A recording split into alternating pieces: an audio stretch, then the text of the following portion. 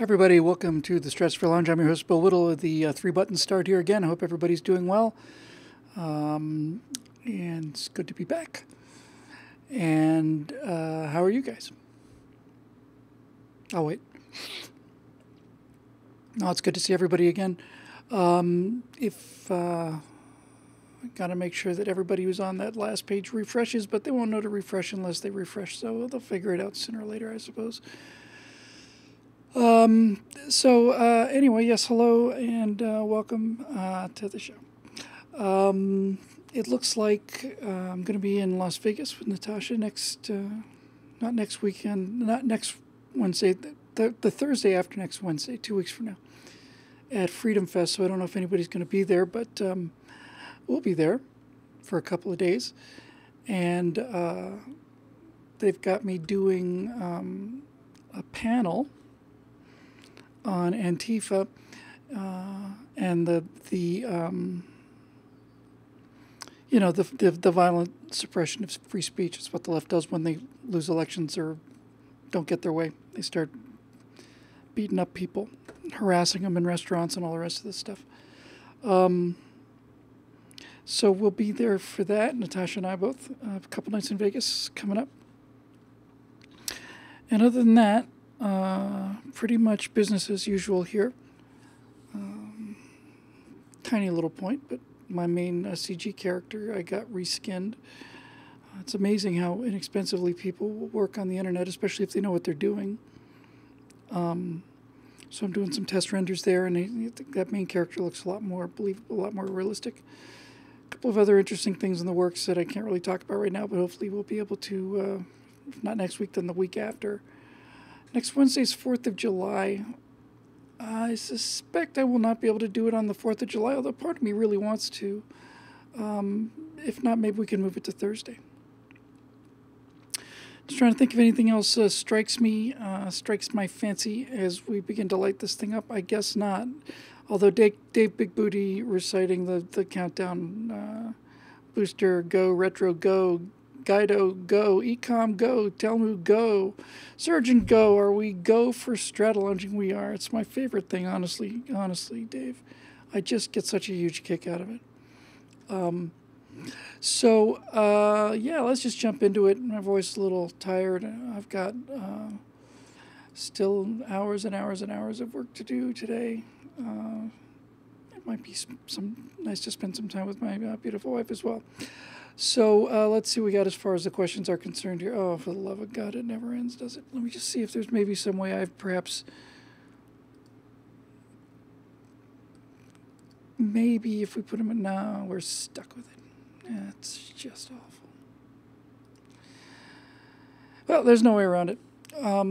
So we just have to eat it, I guess. Our first question comes to us from known miscreant Matthew Lloyd, who is not in prison for some reason unbeknownst to me and any number of mothers' associations throughout the county, that kind of thing. So let's see what he has to say. 14 big votes. What happened to the Teamans? I know I asked that before. I actually missed them. Anyway, I hope they're all right. So here's one from Matthew Lloyd. It's been rightfully said that conservatives are great with facts, but progressives are masters at messaging. It has been rightfully said several 100,000 times by me. One notable area where conservatives crush the left is with memes. Why is it that conservatives can struggle so much in other areas of messaging, yet dominate meme culture? It's actually an interesting question.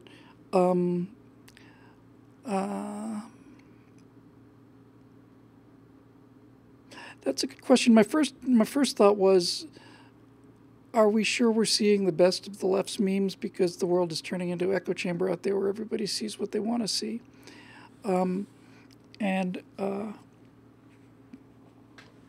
so I haven't seen a lot of left-wing memes, but they do seem kind of weak. Maybe it's got to do, well, I was going to say with kind of the earnestness of the left, their lack of sense of humor, although I'm sure they see us that way. I guess, Matt, my first answer really that I can come up with of any use at all is because so much of what they believe in is ridiculous. I guess it's really it. It's just so much of what they believe is just nuts. It's something, Grumpy Cat doesn't want to be a part of under any circumstances. And neither do most people.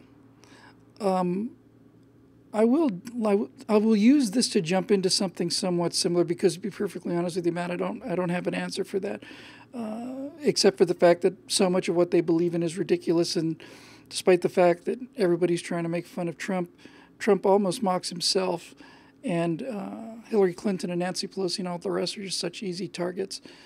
The good news here, I think, is, and I've detected this right after the election in 2016. It seems to me like the pop culture on the web is turning hard right in a good way. I don't mean like alt-right. I mean, it seems like more and more people are mocking the left, and more people are listening to people like, Jordan Peterson and all the rest of it. Hey, great line there, Dave Wellman.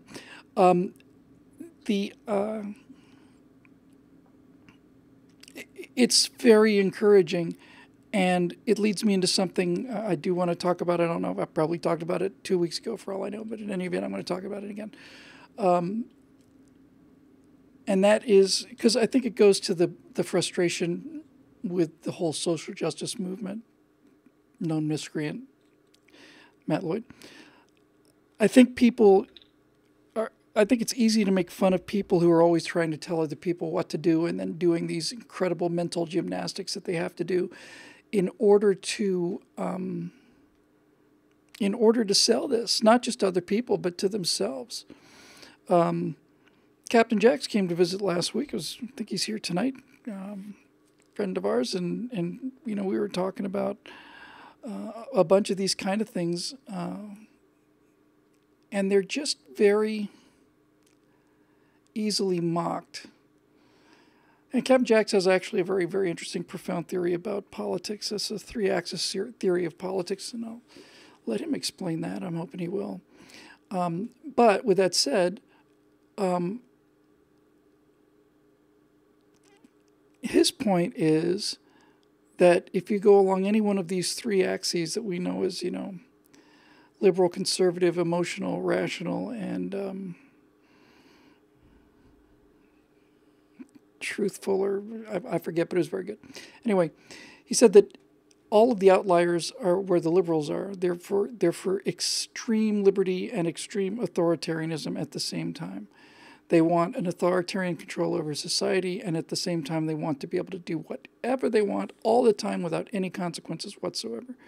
And conservatives, by their nature, tend to be closer to the origin on all three axes. So if you imagine a three-dimensional a three-dimensional matrix. You got a up and down y-axis, a left and right x-axis, and a forward and back z-axis. All of the liberal positions in terms of authority, freedom, and so on, they all tend to lie way out there, and the conservative positions are much more tightly clustered around the center. And that means that because of the nature of what they believe and how they think and how they believe in things that are very strange as a general rule. And this is why I'm just proud to call myself a conservative, because I have come to realize that not every new idea is a good idea. In fact, I'd be willing to bet you the 80-20 rule, which I just really recently started getting to understand. I'd heard it before. I didn't realize the incredible power of it. The 80-20 rule is, what's it called? Somebody's going to tell me the name of the Italian economist. Begins with a P. And this is why communism fails and so on. And this is what I love about this show. It's like talking to Siri with a 15-second delay. But basically, there's a tremendous amount of evidence that almost everything in nature, including the way fires burn and things, that's when I knew there was something to this, when they said that fire behaves on the 80-20 curve, and so does hurricane damage, that kind of thing. So I didn't know anything about this principle. Pareto. Thank you, Edward Smith, and here come, I'll bet you 100 of them. Thank you, everybody, if you get there. I appreciate it. Yeah, the Pareto effect. And basically what the Pareto effect says, and this isn't just a theory, and it's not just about people. This is why I feel like there's something very powerfully in this, because it seems like nature conforms to this in many ways. And basically what the Pareto curve says, or the Pareto effect says, is that 20% of your effort generates 80% of the results, and the other 80% of your effort generates only 20% of the results. And we see this everywhere. 20% of the country owns 80% of the wealth in round numbers, and 20%, and the top 20% of the country also pays 80% of the taxes. Where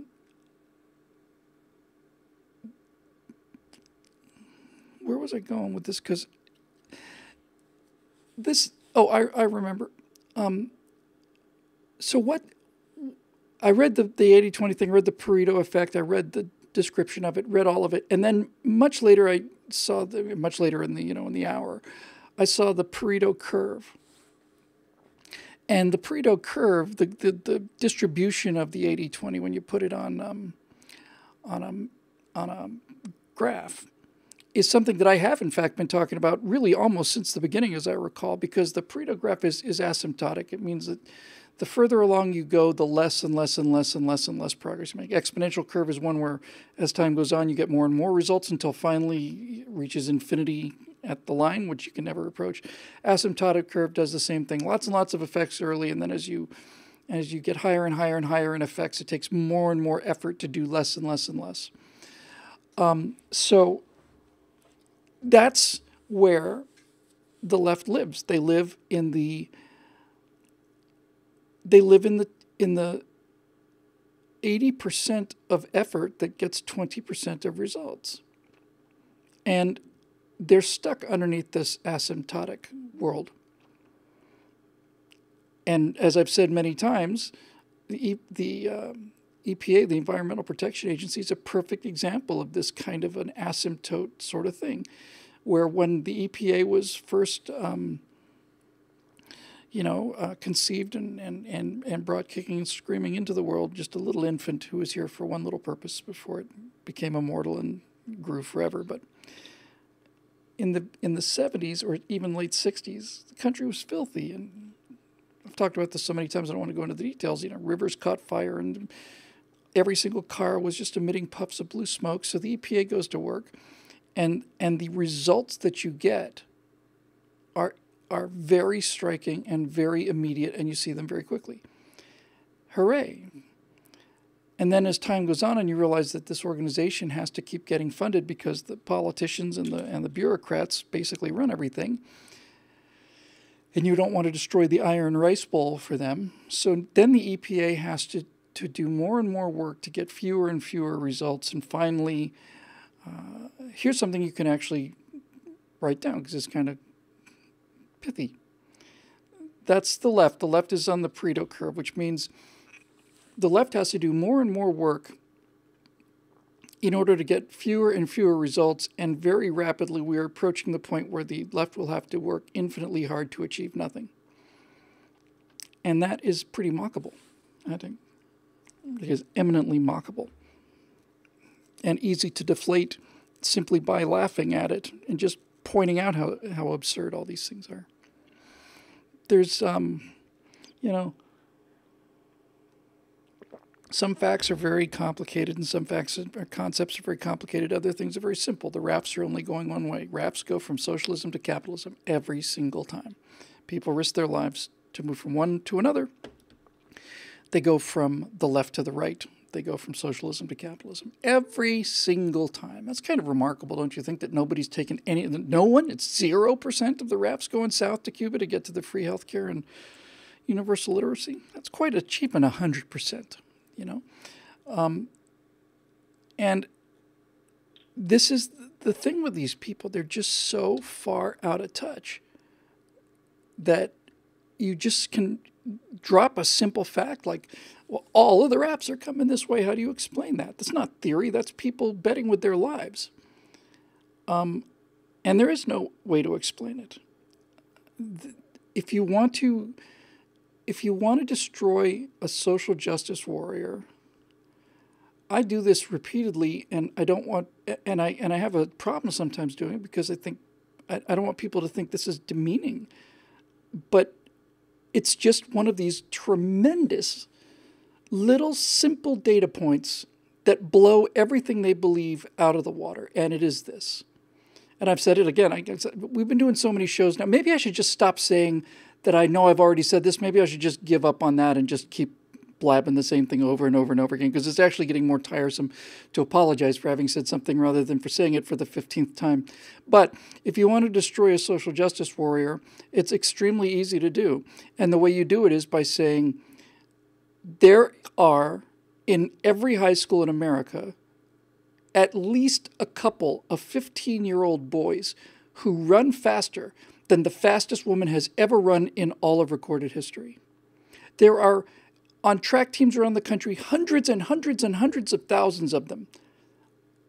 15, 16-year-old males are faster than the fastest female who ever lived.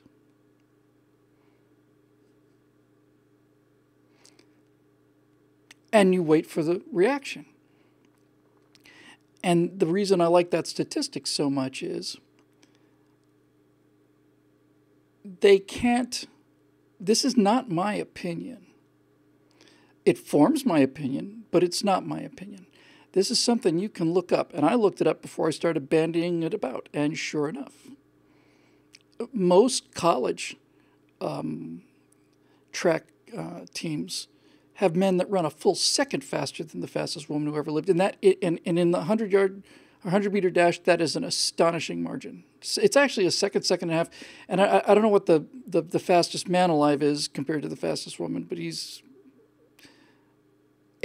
I think every single man in the Olympics heat runs faster than the fastest woman ever. Now, why do I keep coming back to this? I come back to it because it is an indisputable fact that there are built-in differences that there are biologically insurmountable differences between people, and that if they are true for something like the speed, then they're true for other things as well. And they know it, and I know it, and we know it. Everybody knows it. But the entire purpose of political correctness and intimidation and all the rest of it is to make sure that you never say so. You're not allowed to say it. You're not even allowed to think it. But that's what that's the big emperor has no clothes moment. You destroy the entire social justice movement. You don't just destroy the feminism, you destroy all of it. Because by making that one simple statement of fact, you discredit everything they believe in. All of it. It all goes away. The idea that people are going to work as hard for other people as they will work for themselves. No, people are not built that way. Well, people are built any way they want to. We can make a person into anybody, can be anything they want to. No, they can't. Because if you want to be the world's fastest woman, and you also want to be the world's fastest person, you are not going to succeed. And that's all there is to it.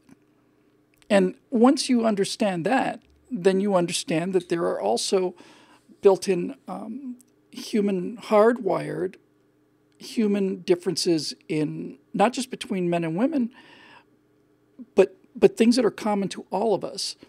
It's not a divisive thing in that sense at all. It's not like one race has it or one sex has it and the other ones don't. No, it's so much of what the left wants is directly opposed to hardwired biological reality. And so this leads to an interesting question, and that question is, why is it that the left is so absolutely wedded to this ridiculous idea? And to get an idea of how wedded to it they are, you have to think about the head-exploding kind of mental gymnastics that you have to do if you're a woman's track coach in high school and you've got all of these women athletes and they've been working their entire lives and they've been training and putting their heart and soul into this and they're competing hard and they're tremendous athletes in every way.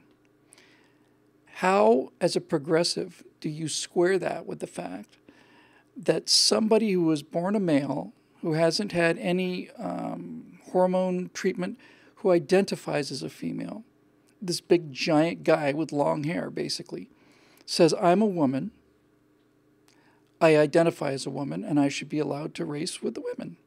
And the progressives then say, well, of course you are allowed to race with the women, because if you believe something's true, then it's true.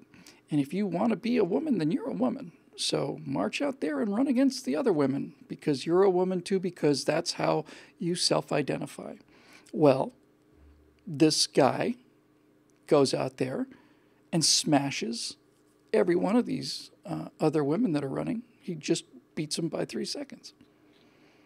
And then the worst of it is, so the most visibly annoying part is listening to the coaches and the principals talking about how brave this person is and how wonderful it is, and you can just hear the gears grinding when they start talking about this, because it puts them in a terrible spot. They're supposed to be about women. They're supposed to be about young girls having an opportunity. They're supposed to be about teaching girls how they should be good in sports and engineering and all the rest of this stuff. And then along this comes, and now they've got these two conflicting beliefs, and they have to choose one of them, and the one that they have to choose is the one that says that reality is what we say it is. So they're stuck. But the worst part of it is, I think, by far, the worst part of it is that the girls who get cheated out of this opportunity, they're not even allowed to be disappointed. They're not allowed to be angry, and they're not allowed to be disappointed.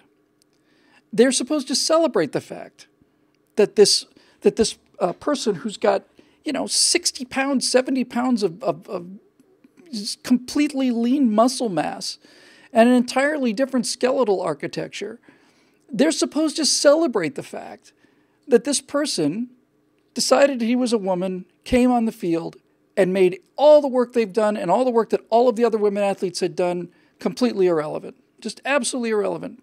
To hell with you. That is the kind of thing that's easily mockable, and it's also the reason that these people that they're so mentally unbalanced. And that brings up the question of, well, which comes first? It's a chicken or egg argument. Are you mentally imbalanced and then you're drawn to progressivism? Or does progressivism make you crazy by having you force yourself to find a way to believe all of these contrary things? We should raise taxes, except tell my accountant to get as many tax deductions as we possibly can. I'm against owning guns. No one should have a gun, except that I've got private security who has guns. And it goes on and on and on and on and on and on and on.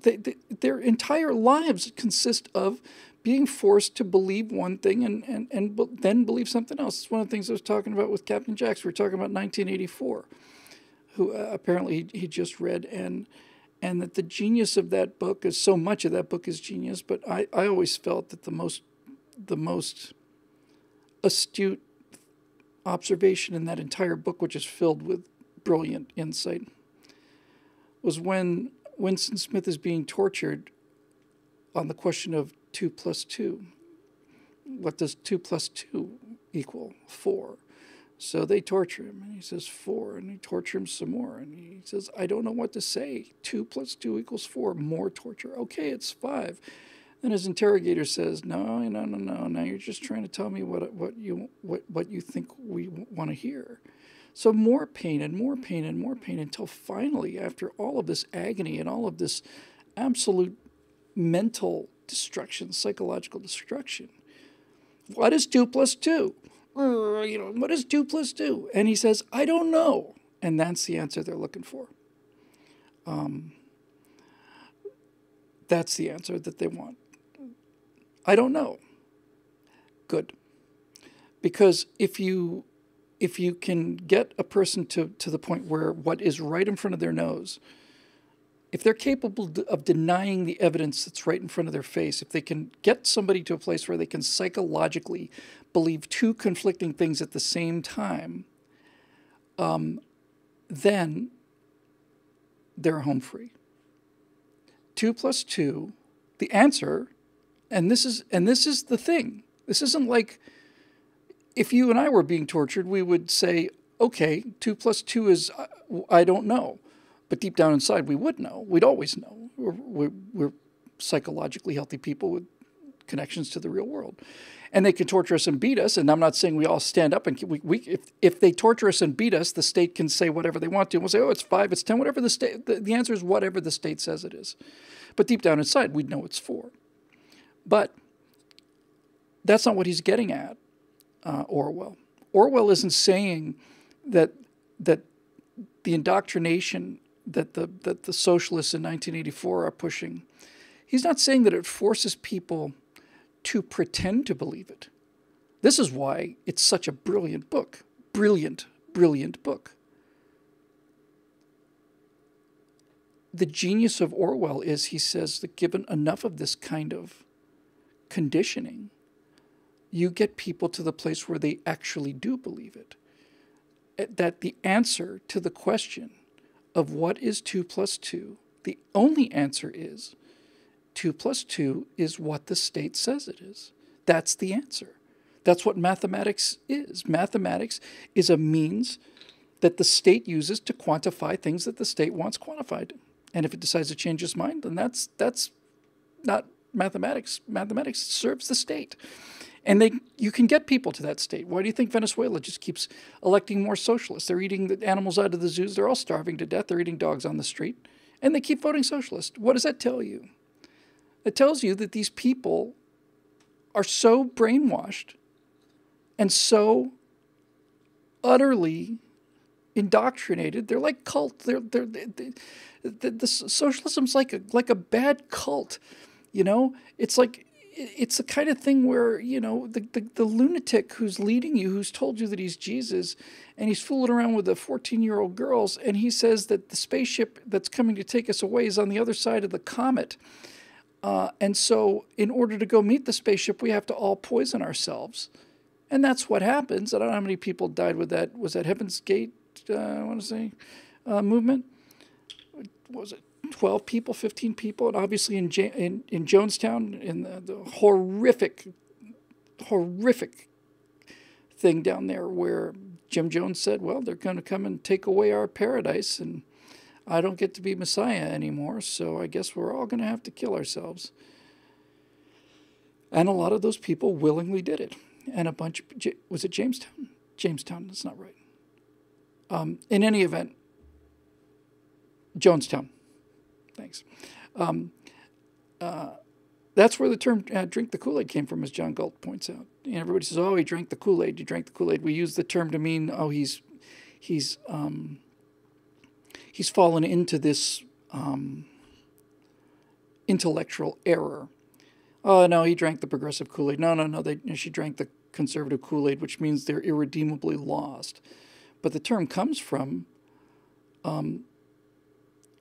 Jonestown, where this lunatic who started the People's Church, I want to say it was called, in San Francisco, got a People's Temple, something, got a bunch of people, sad, lonely people who had no connections to things, and they found the sense of family, and they found a sense of belonging, and they all became fanatics, and he took 500 of them or something. I don't remember the exact numbers, 800 maybe, it was 1,000 or something. Took him down to South America. I don't remember where, but it might have been Guatemala. It was South America. And they set up a little commune out there in the middle of the jungle. And all of the people out there working the collective farms, and everybody's doing their collective bit. There's no electricity really except for just basic electricity so that Jim Jones can use his loudspeaker when he does his 7-hour rants. And they sit there and they have a communal dinner, and then they feel that they're that they're all equal and that they're all one big community, and that really appeals to a certain kind of person. And then that person, his past catches up to him, and U.S. senators go down there, or congressmen, I guess, to investigate. And he realizes that when these U.S. Congressmen are leaving and heading back, they're going to tell the Congress what they saw here. And then when that happens, they're going to come and shut us down. So he has those people shot, and once he realizes he's murdered congressmen and the cameramen and all the rest of it at the airplane, then he tells everybody to kill themselves, and they do. Now, what's interesting about that, a lot interesting about that. So a lot of people, if Jim Jones says drink this poisoned Kool-Aid, it's not like they don't know what it is. They're walking around with it, giving everybody a glass of this Kool-Aid laced with cyanide. And large numbers of the people did it, but large numbers of the people didn't want to do it. A significant number, perhaps Guyana. Thanks. I was going to say Guyana, but I for some reason thought that was in Africa. It's French Guyana.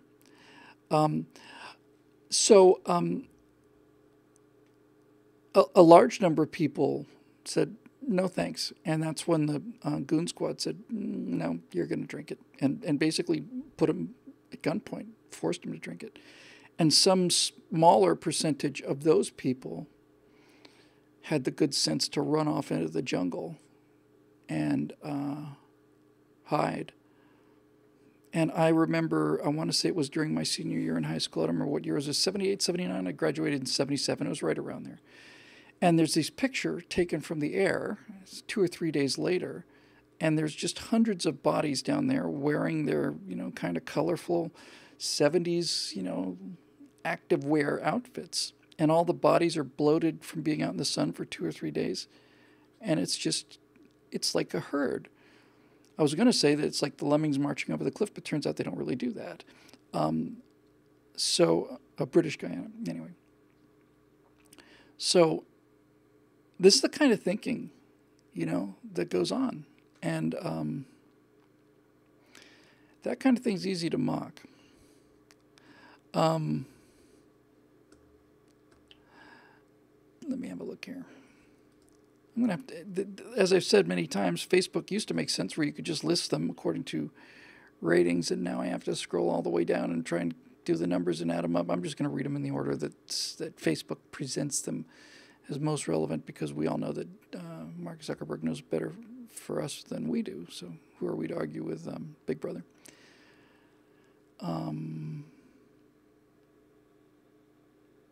Okay.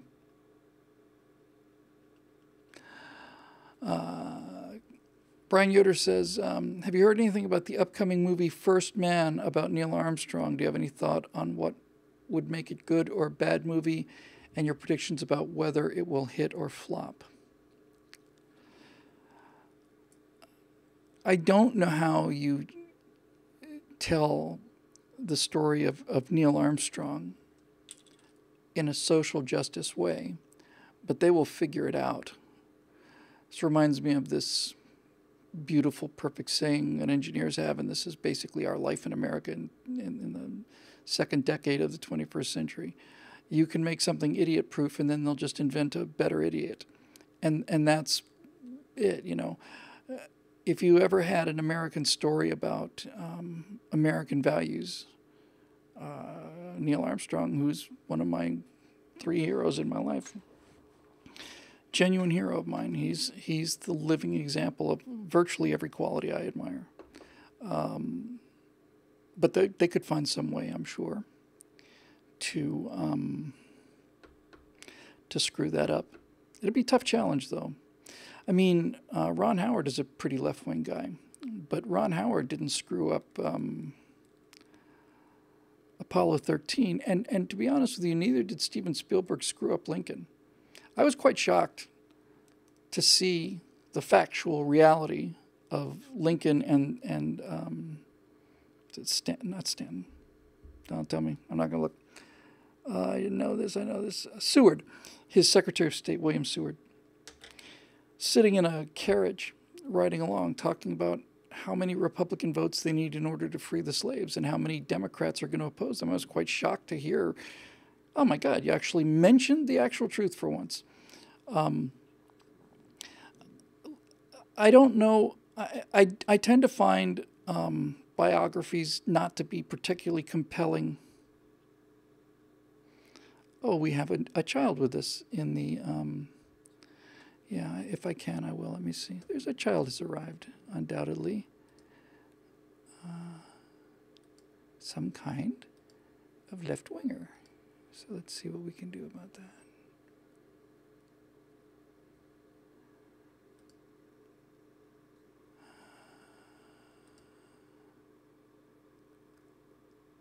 There's a way somehow.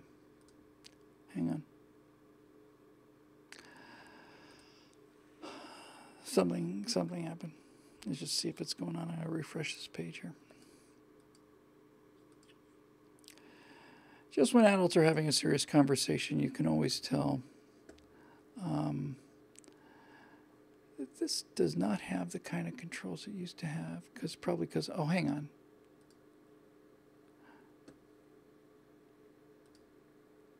No, it's going to be a little tougher. I'm glad he's here, though. I really am. Because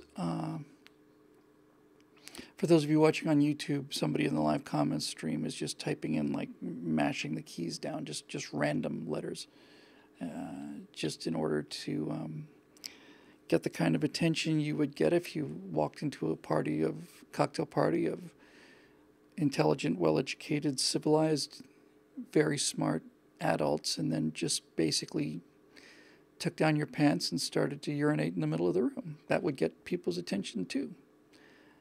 Yeah, you, Jay, I'm talking to you. Don't you find it? Aren't you just a little embarrassed? Oh, you're probably not capable of being embarrassed. That all you've got is the ability to come in here and just mash on keys, that your entire leftist philosophy is so completely indefensible that all you can do now is just,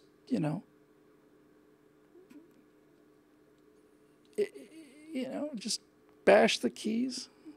You're like those people that try to shout people down, and by the way, I'd have more respect for people. I don't have any respect for them, but if somebody was trying to shout a conservative down with a liberal argument, it would still be appalling and all of that. But that's not even what they do. They chant things like 3-year-olds,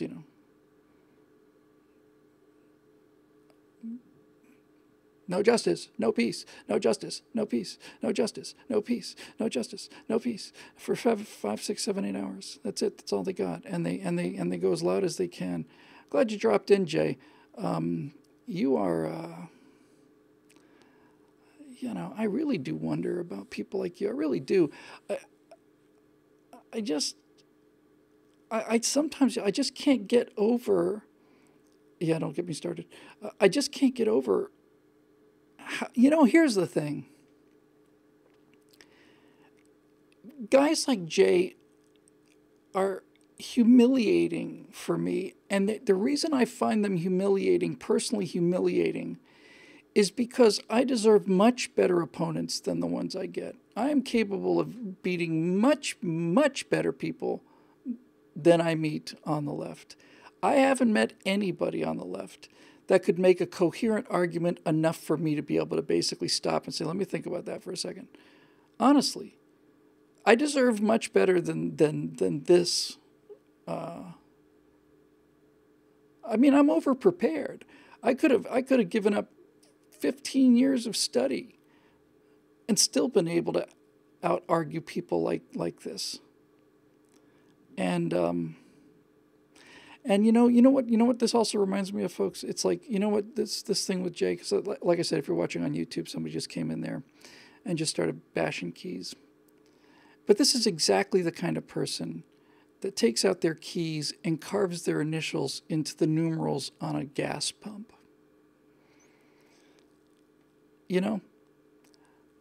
You go to get some gas, and at least in California, and on the little display, the plastic in front of the LCD display, somebody's carved in EJT or maybe just J or something. And it's so pathetic that it's almost enough to make me feel sorry for them. The sense that people like this guy must they must be so they must be so filled with the sense that they're not here, that there's really nothing to them, that they don't really exist, that they have to go looking for this kind of thing. This is what trolls do, you know. Trolls go into a room and say things they know it's going to get people to disagree with or disrupt things in order to get attention because their mom and dad didn't like them very much. And now you know why. It's just a very, very tragic thing. And this is why so many of these college social justice warriors have the same attitude that we're just gonna disrupt everything. We're not going to provide any kind of an argument. We're just going to make sure that no one gets to hear something I disagree with. And if we have to shout at the top of our lungs or put our fingers in our ears, that's what we'll do. And the transparency of it is just so striking to adults. You know, adults look at this and just, they're not angry.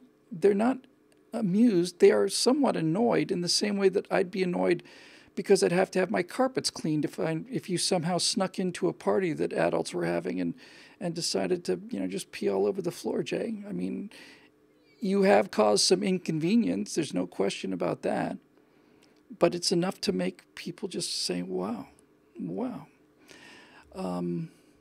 wow. So I hope that on some point in your life you do find a way to get some sort of recognition for your life, but I think you'll find that you're not going about it the right way, and all you're doing is lowering people's already low opinion of you, and you might want to give that one some thought.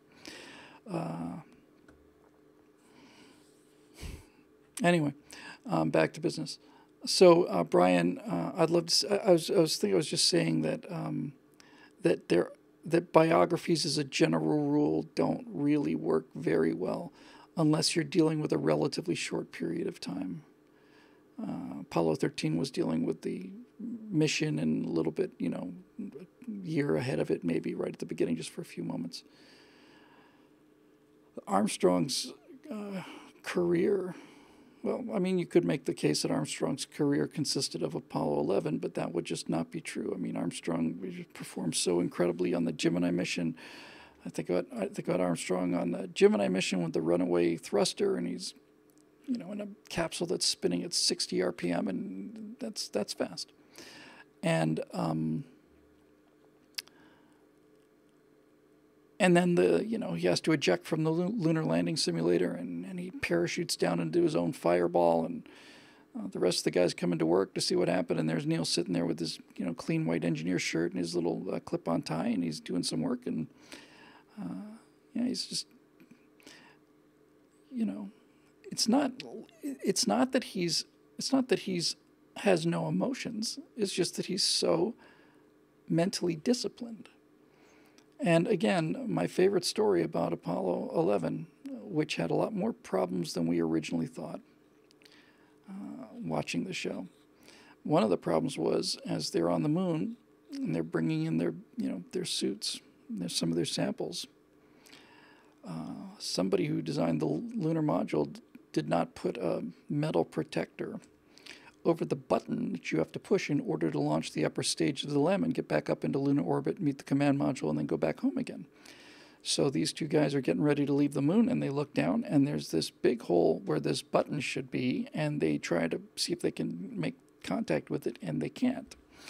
And the thing I love the most is that when this story was told many years later, some journalist somehow, some touchy-feely journalist said to Buzz Aldrin in an interview, "So when you realized that button was broken, did you and Neil just kind of sit down and have a conversation about what your last words would be, about what you would say, you know, as your last words on the moon before you died of lack of oxygen?" And Aldrin looks at her like she's just covered in feathers, as if it's some kind of a strange bird that just walked out of the next room, like an ostrich with, you know,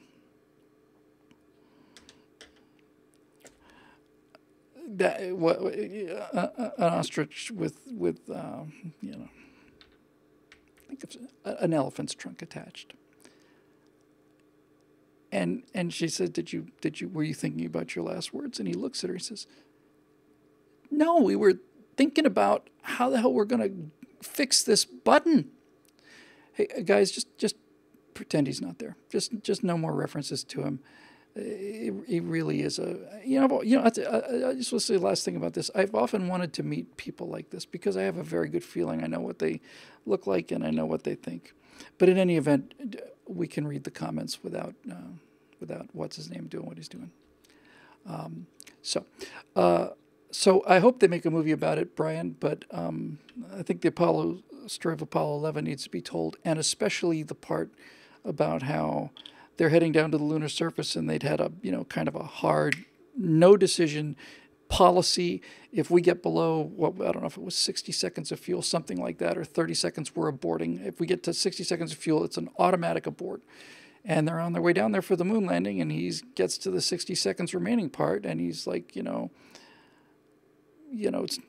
Neil, we just overshot. We got to go. We got to go back up. No, we are not going back up.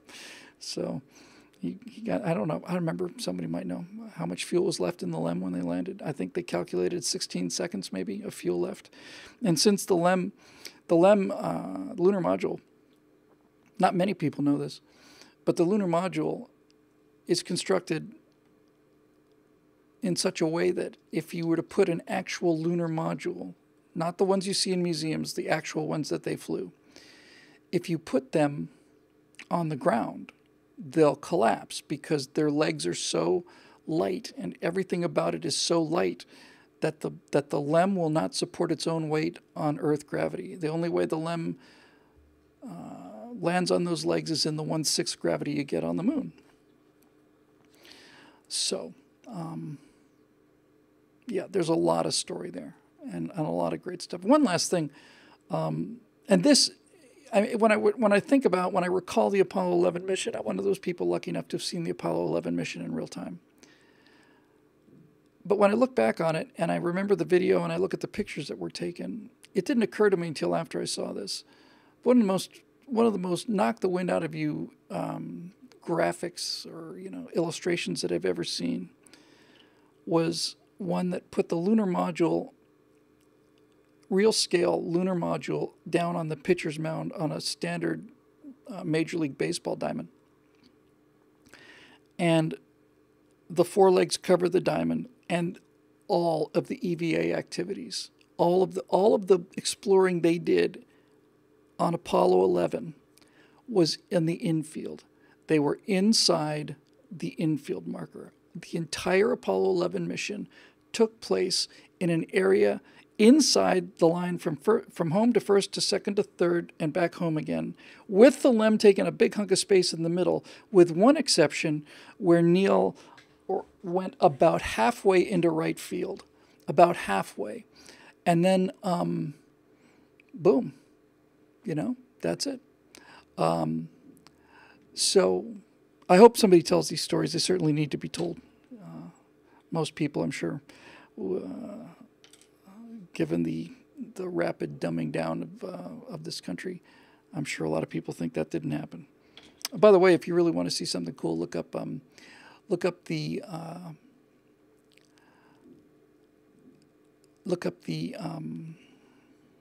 Apollo landing sites from the Lunar Reconnaissance Orbiter, LRO.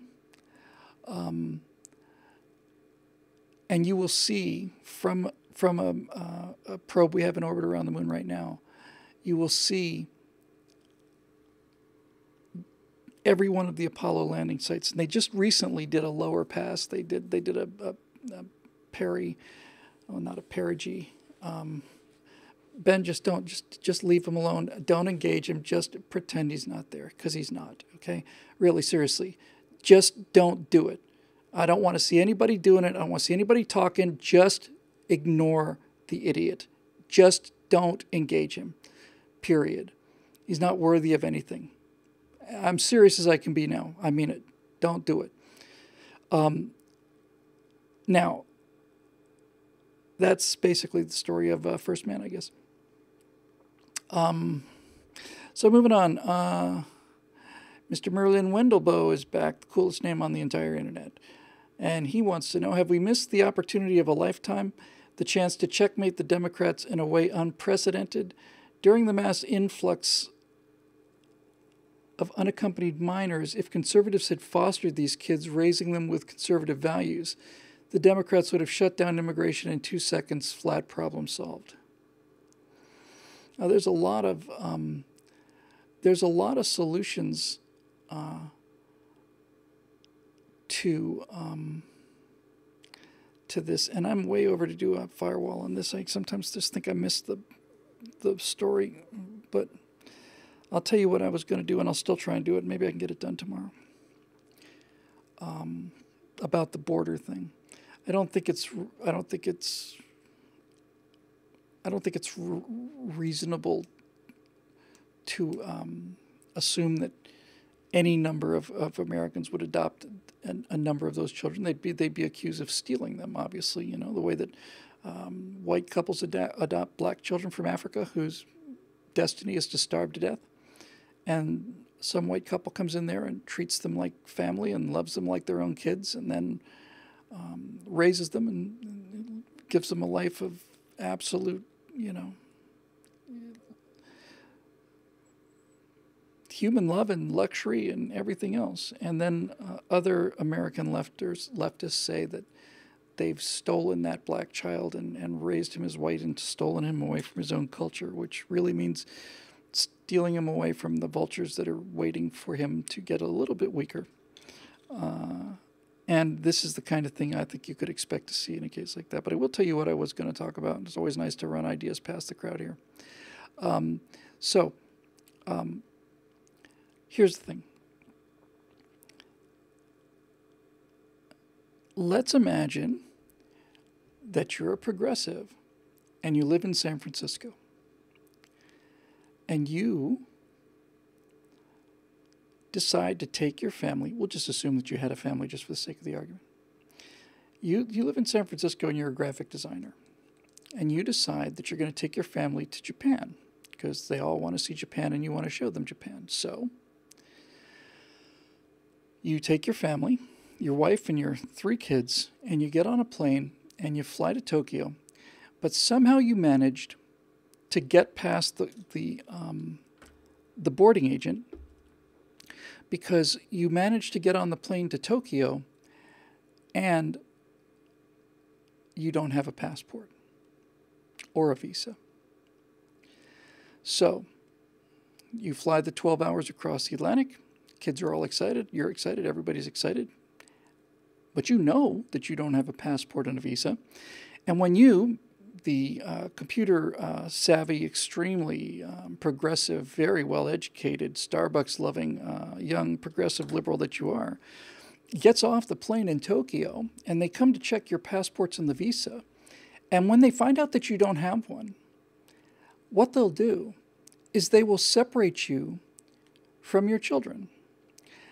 They will take you into a room, and in order to spare the children the trauma of it, being civilized people, the Japanese customs official will sit down and begin a long, long series of questions with you. And the questions will fundamentally start with the idea of whether or not you are in fact sane or not, whether you are in fact clinically insane. They will separate you from your children because you knew full well that you don't walk into Japan in an airport without a passport and a visa. You knew this, right? You must have known this. You're an adult person. You function in the computer world. You knew that you could not simply do it, but you did it anyway. What's wrong with you? What's wrong with you? And so then you realize, if you're progressive, you finally begin to realize that the person who's responsible for your children being separated from you is the Prime Minister of Japan. It's his fault, you see? It's his fault that you decided to try to go into Japan without a passport or a visa, got caught, separated from your children, question about your sanity, and the person responsible is the Prime Minister of Japan. It's his fault because he is ripping you away from your family. See how simple it is? once you put it that way, people really begin to get it. And here's where you got, this is what I try to do. I try to make an intellectually understandable, simple analogy, and then I try to kick people right in the morality. And so basically, what I'm saying is this. If you are not stupid enough to try that, you are not stupid enough to try it. And if you're ready to write the Mexicans that try it a pass, it's your racism at work. It's your racism that says, oh, these are simple people of the earth. They can't possibly know. Bullshit. Absolutely not. No. They know full well what they're doing, and they know full well what the risks are, and the responsibility for them being separated from their children is their responsibility. I'll actually go further than that, because it's not just their responsibility. It's not the responsibility of the President of the United States, in the same way it's not the responsibility of the Prime Minister of Japan if I go in there and can't get in without my passport or my visa walking out of an airplane. But you can blame, I think, legitimately, you can blame the President of Mexico and every previous President of Mexico, as far back as I know the history of Mexico, because I saw something recently and it just changed. It's in our members-only right angle, which we're making public this week. It changed my opinion of Mexico and Mexicans enormously and very positively. And it was done by Vice, which is a media company that is extremely left-wing in many cases, although they do have some remarkably interesting programming. Basically, Vice went down to Mexico in 2014, and in one of these kind of, country provinces,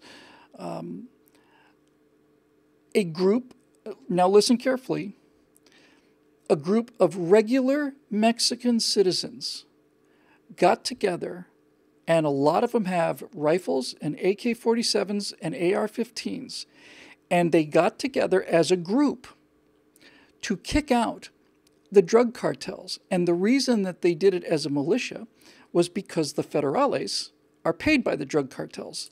They're not going to throw the drug cartels out. They're getting paid and they're getting bribed. And these individual citizens who were lime growers and sons of farmers and so on are risking not just their lives, but being horribly tortured, mutilated, dismembered, and mailed to your parents in a plastic bag. These brave men and women are risking their lives in order to bring law and order to their own community, and they are forcing these drug cartels out of these villages one by one. And the Mexican government is saying, no, you have to disband. You have to disarm and disband. We're the law in this country. You can't have private armies. And the people, the Mexican citizens in these militias say, to hell with you and to hell with that. We have been waiting for you to come and do something about this for 30 years, 40 years, 50 years. The true answer is the Mexican people have been waiting for a government that wasn't so bloody corrupt for 150 years. And so if you want to blame this entire thing on somebody, on something other than the people who are responsible, which is the people that made the trip, you can make a pretty good case that it's the Mexican government that is so corrupt that it is allowing its citizens to be murdered in the streets rather than defend them for money. They're allowing their citizens to be gunned down, butchered, hacked to pieces in exchange for pay. And the people of that country, for one reason or another, do not have that orneriness that we have, and they've tolerated it, and it makes me wonder how long they're going to tolerate it. It's not a question of room. It's not a question of availability or accessibility or borders or walls or anything. You cannot have the population of the earth move to the United States because the United States works and their countries don't. It's just not going to happen. I'm not even going to get into the absurdity of it, because if you are saying that, as the apparent next president of Mexico is saying, it's a human right to live in America, it's a human right to go to America and live in America off the backs of the American taxpayer. It's human right. If it's okay for Mexicans to do it, if it's a human right, and the progressives say, no, we can't have any borders, then there's nothing different between a Mexican walking across that border and a Guatemalan walking across that border, or a Costa Rican, or an Argentinian, or a Brazilian, or a Colombian or Peruvian or anybody else, or Africans or North Americans, Europeans, Swedes, not a race thing. It doesn't matter. If Mexicans are allowed to simply walk into this country unimpeded because of the moral big imperative, then everybody is entitled to simply walk into the country, live here, and stay here as long as they want to. And here's the problem with that. The question is, I happen to personally think, let me be crystal clear on this, okay? I think the country could support, when I say support, I mean through labor. I'm not talking about through taking more of my money away.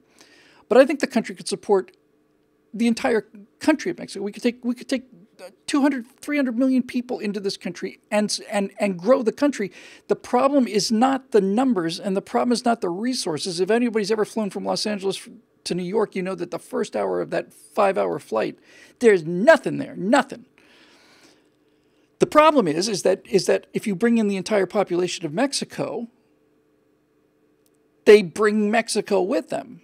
And they turn this country into what it is they're running away from, and what they're running to disappears.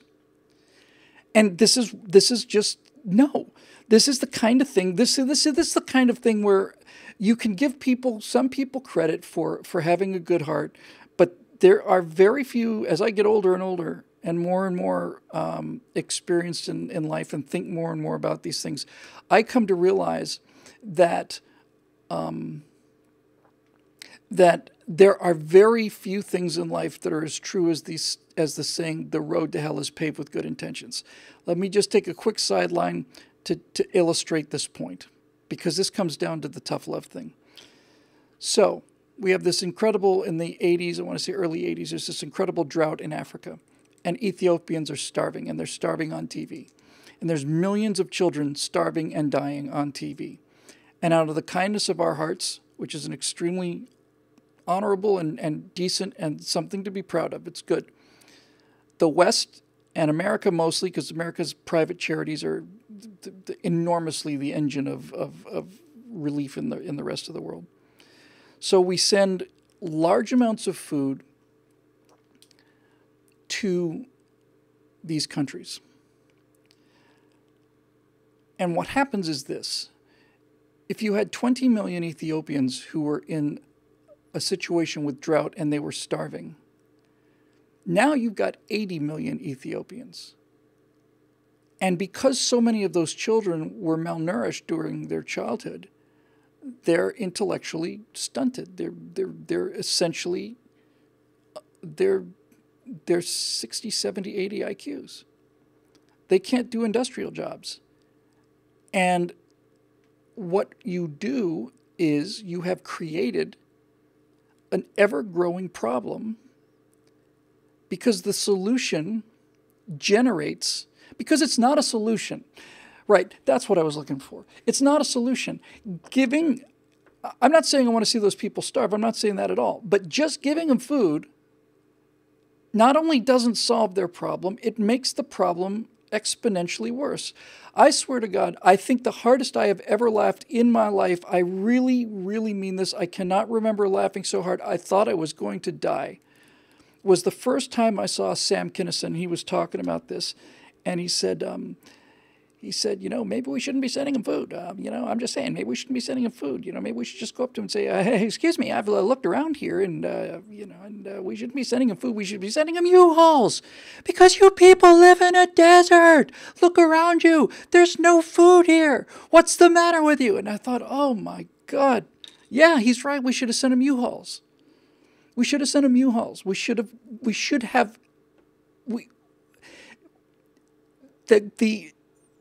This is the moral issue. It's the moral issue with Africa, and it's the moral issue with Mexico, and it's a moral issue with all of this. And what it comes down to is this. If you show charity in this case, rather than the charity being an opportunity for somebody who's down on their luck or is having a very bad time to recover, rest, repair, and get back on their feet, the charity does not accomplish that.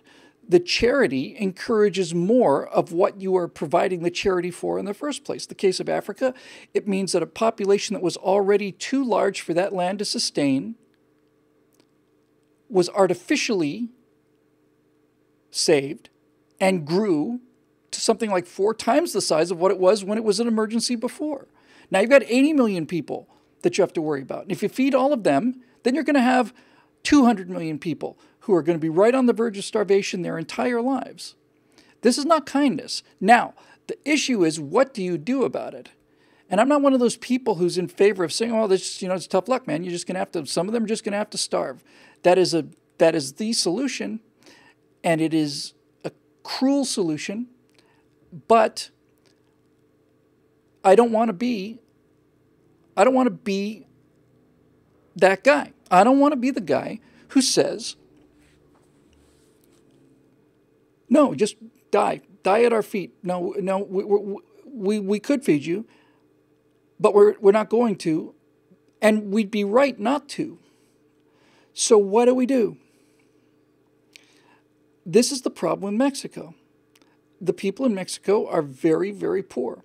And if I was very poor, and I had a family, and you have families, we all have families, if we were watching our children being hungry, starving, and we had nothing, and you knew that a 3-hour drive and scraping together a few $100, and then maybe a 2-day walk, with some hardships certainly, could get you to an orbiting space station where the minimum wage is $700 an hour, or $7,000 an hour, or something like that, that there's this orbiting space station up there that's made out of gold, apparently, and that if you could just get there and just clean toilets, they're paying $7,000 an hour to clean toilets, and you could send that money home and your family wouldn't starve anymore. There's not one of us that wouldn't do that. So I'm not one of these people that are just, I understand it. I don't just intellectually understand it, I emotionally understand it. I've been flat broke, starving poor for fully 2-3 decades of my life. So I understand this, and I have a great deal of sympathy for it. But if you allow them into the country, and more of them come into the country, not only do you have a bigger problem, you're destroying the solution. The Democrats cannot win elections unless they pay people to vote. And if there's not enough people to pay to vote in America, then they will import people from anywhere to come here so that they can give them other people's money in order for them to vote Democrat. And anybody who says it's any different than that is wrong. That is the entire situation in a nutshell. That's why we have a border problem. It's also why we have an inner city problem. The Democrats buy votes by giving people money, just enough to stay alive, just junk. But they give them just enough to stay alive, and if there's not enough American votes to buy, then the answer is obviously we have to import millions of other people that we can buy, so they'll vote for us. Then we'll have all the power we want. Besides, it's not our money. It belongs to those conservative people, those horrible white racists who have extended all of this generosity and hospitality to the entire world. So here's the problem. The problem is, if you keep letting Mexicans come into America, the people that are coming are the best of the Mexicans. We really need to understand that. I think that's a really important thing to understand. That the people who are making the attempt, successfully or unsuccessfully, to come from Mexico into America are, I'd be willing to bet you, by and large, the best of the Mexican people. I don't mean the best morally, necessarily, but they are without question the best human capital. They're the best social material. Because just like everybody in America, at some point in our history, they decided, no, we've had enough. We're not going to stay here and get slaughtered by the czar or the priest or the emir or the king or whatever. We're going to go someplace else and try and build a farm out of the wilderness. And if we have to fight Indians and wolves and bears, then we'll have to get a gun, I guess.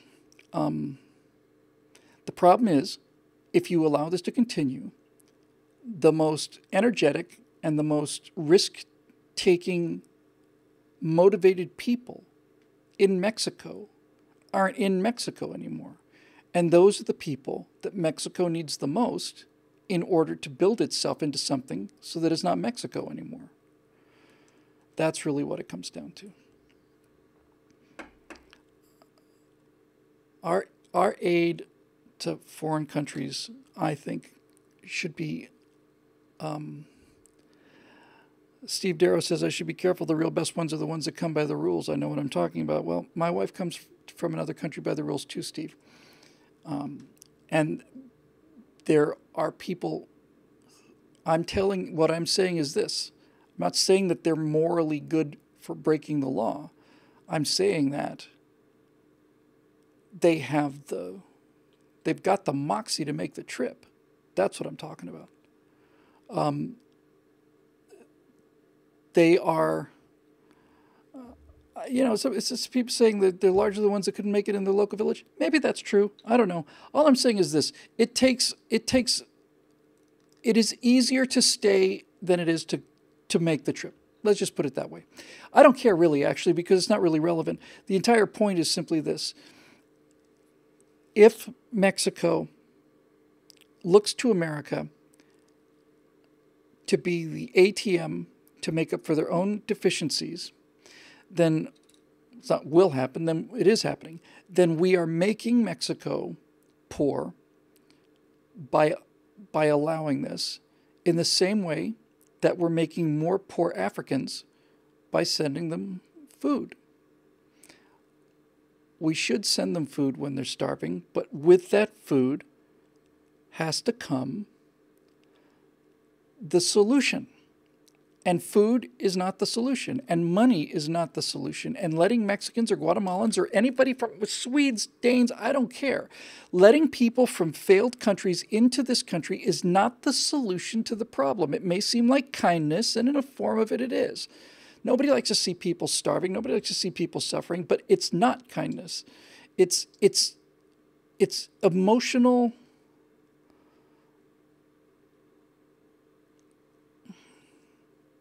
I almost said it was emotional masturbation, but it's not. It's emotional. It's salving. It's like aloe for a sunburn. You say, well, we got to send them some money, or we shouldn't. Who are we to say?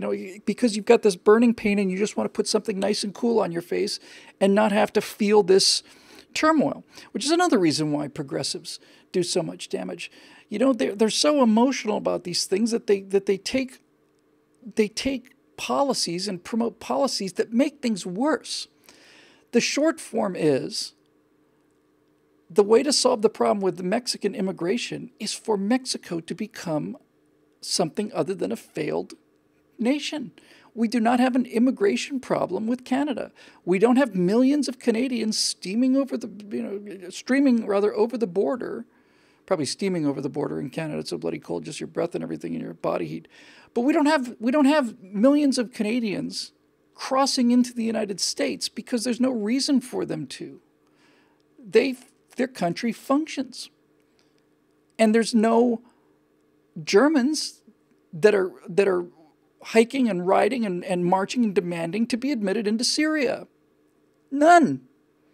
And this is the thing that nobody will accept, because all of leftism and all of progressivism is predicated on not just on the idea that not one culture better than another, certainly not that Western culture is better than any other cultures, that's absolutely anathema, but the idea that anything is better than anything is the idea that you make a value judgment, and you can't make a value judgment because values are all completely relative. It's 2 + 2 = what the state says, and so on. So who are we to say that German civilization is better than Syrian civilization? We can't say that. They're perfectly equal. I'll bet you, in fact, that the Syrian civilization is better because those people are poor, and since they're poor, they're victims, and since they're victims, we must exalt them and worship them. So this goes on and on and on, and things not only don't get better, they just get exponentially worse. So you are now we're down to the brass tacks here, and it becomes the ethical question of the lifeboat. And this is it. And stay with me, folks, because it's not an easy thing, and I still try to struggle my way through this.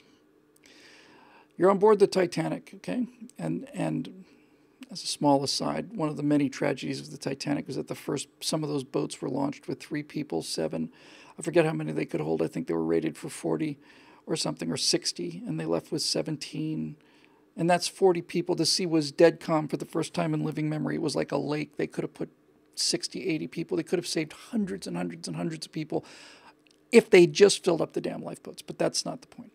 We're sitting here in a lifeboat, and we are at the point now where there are so many people in the lifeboat that it's not just as many people as the lifeboat will hold, but it's people piled on top of those people. And I'm not talking about crowding. I'm not talking about physically crowding here in the case of the analogy. I'm talking about we have taken as much of a load as we can take.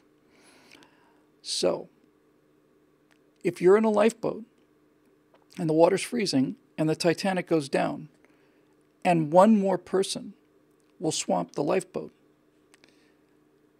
are you morally excused from killing people who are trying to get into the lifeboat who are no different than you?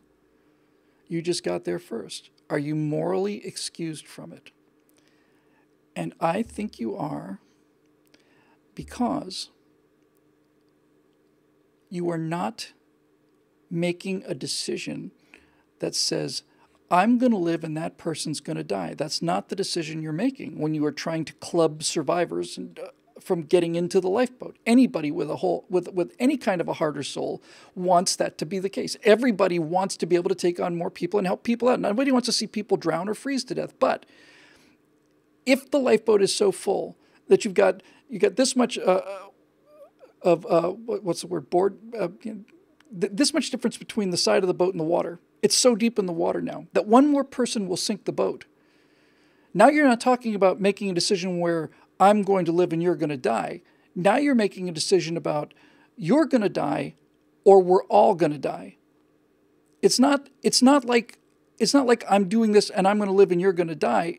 If you come on board this lifeboat, it's not like you're going to live. You're done. You're done. It's just the way it is. You don't have to like it, but it's freeboard. Thank you. You're done. In other words, if you didn't get in that lifeboat and you're in the water and you cannot take any more people in the lifeboat, you're dead. And now the only question is, as a person in the water, do you have reverse the question? Does the person in the water have the right to kill everybody else that's in the lifeboat because they're freezing to death? Do they have the right to overturn that lifeboat? It seems to me that it is not just animal survival. This is why we're conservatives, right? We understand the reality that most of the time, it's not a question between a good outcome and a bad outcome. Any idiot can take the good outcome, and everybody always does. This country is so fundamentally decent. My wife and I were at a 7-Eleven coming back late the other night, just a couple days ago, and as we were, it was like 1 o'clock in the morning. And this particular 7-Eleven is where a bunch of policemen gather in their break time. So there are probably 4 or 5 police cars there. And we pulled up, and as we pulled up, another police car pulled in next to us. And I got out, and Natasha wasn't feeling well, and this policeman walks by and waves at her. That's understandable. You would too. But I'm like 7 steps away, and there's a uniformed LAPD policeman holding the door open for me. Thank you very much, officer. And Natasha just said, this is inconceivable. It's inconceivable. If my daughter saw this, she wouldn't know what to do. She wouldn't believe her eyes. It'd be like watching the towers come down or something. She wouldn't believe her eyes. So, this is what's inside the lifeboat. And I think the only solution is to say to these people, get that piece of wood and get that lawn chair, get that life preserver and that cushion and tie them together with the belt you're wearing and get on that. Get on that. And just basically find a way to save as many people as you can by making them by taking away the fact that they're doomed. This is the moral quandary. These are the kind of things that are so interesting because they're so difficult. There are a bunch of these morality questions, and I'm trying to figure out where I make the dividing line because I consider myself to be a decent person. But some of these are something like this. There's a trolley that's out of control and it's going down the hill, and you happen to be standing at the switch. And if you throw the switch, if you don't throw the switch, the trolley will kill 10 people. But if you do throw the switch, the trolley will be diverted over to the side and only kill one person. Do you throw the switch or not? It seems easy to say because you can say 10 to 1. Yeah. And maybe that is the right answer. But what if you throw the switch and it's 49 people versus 51? Is that always the case? Is it always the case that the right answer is to save the most number of lives? Or is it time to simply say,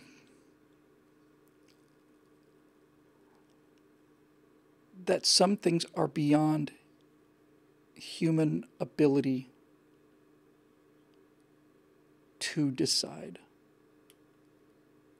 Because if you decide to kill the one person to save the 10, that seems, like I said, like a pretty good deal. But if it's 49 versus 51, you, and only you, have just condemned 49 people who were not going to die. You've condemned them to death. And you've spared 50 people who were going to die, which is good. But you don't know the people in that crowd. You can't make an evaluation.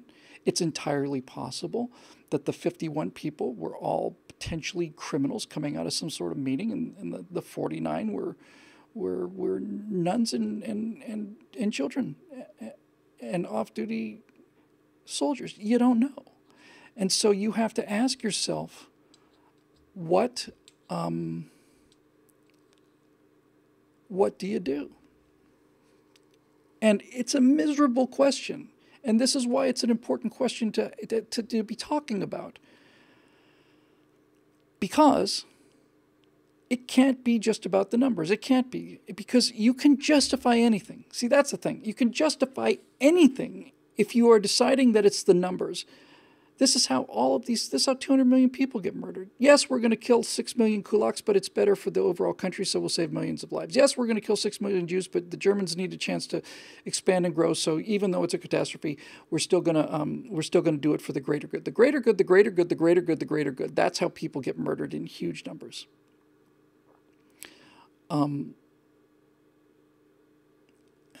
So what do you do? I don't know. This is coming to say that it's not my decision seems like the right answer. In other words, even though I'm the only person who can even though just through the coincidence of me standing next to the switch, I'm the only human being that has the ability to determine the outcome here. Just because I have the ability to determine the outcome doesn't mean that I have the wisdom or the moral authority to do it.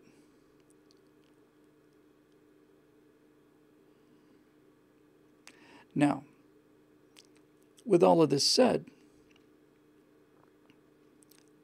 you're talking to a guy, and I just know this about myself. I'm not trying to brag or show off or anything like that at all. But a few occasions I've been out at Santa Monica Pier or some of these other piers that go out into the Pacific Ocean, and I've gone boogie boarding and body surfing in the Pacific. It's cold out there, but it's not North Atlantic cold. It's not kill you cold. And many, many, many times I've been at the end of that pier and looked down. I want to say it's probably 40 or 50 feet to the water below, something like that. And I've thought about this because I always prepare myself. I try to prepare myself all the time for everything, for anything. I think about situations all the time. It's like a simulation. It's a form of mental training. And I've asked myself time and time and time again, not if a kid goes overboard, if a kid goes over the rail, think twice.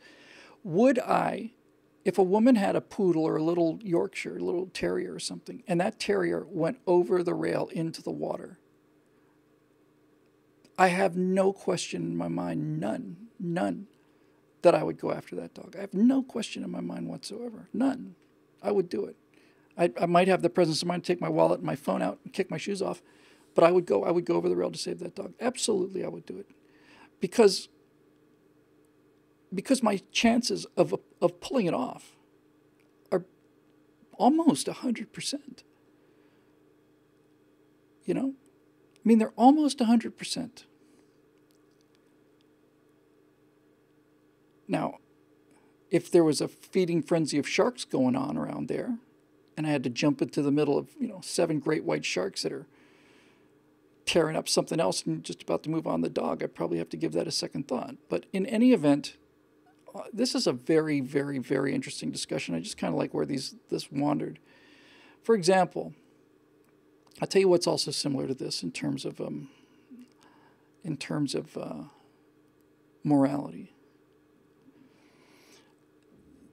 Needless to say, virtually everybody with an education knows that the Japanese, during World War II, as things got desperate, launched suicidal banzai charges, but the most famous example were the kamikaze pilots.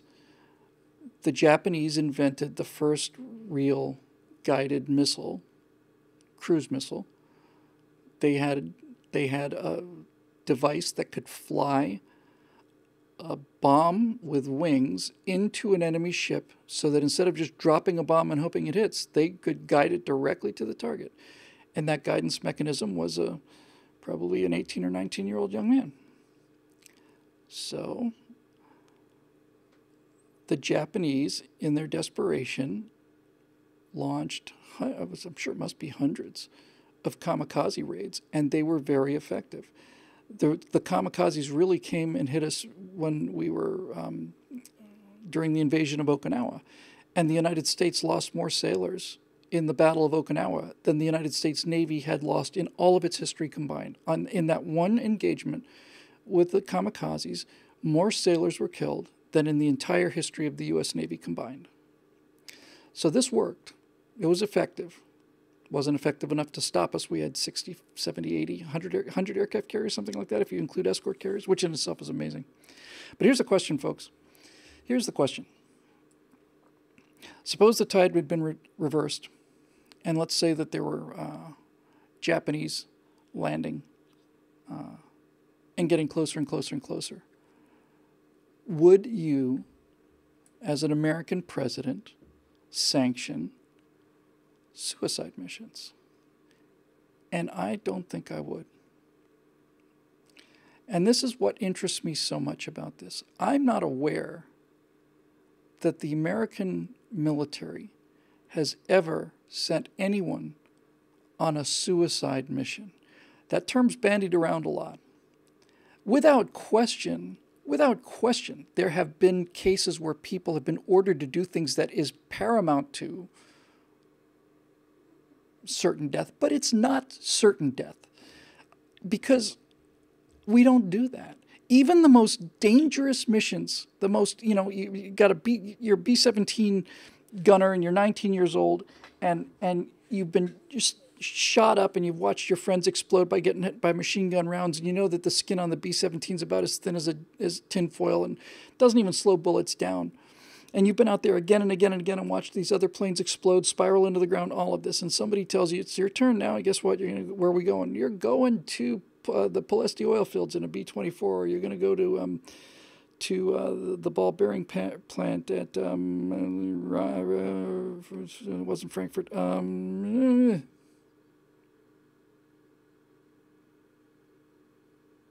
I forget. But you're going to go on a mission deep into Germany, and it's going to be hell. Going to be hell. Now, is that a suicide mission? It's not. It's not a suicide mission.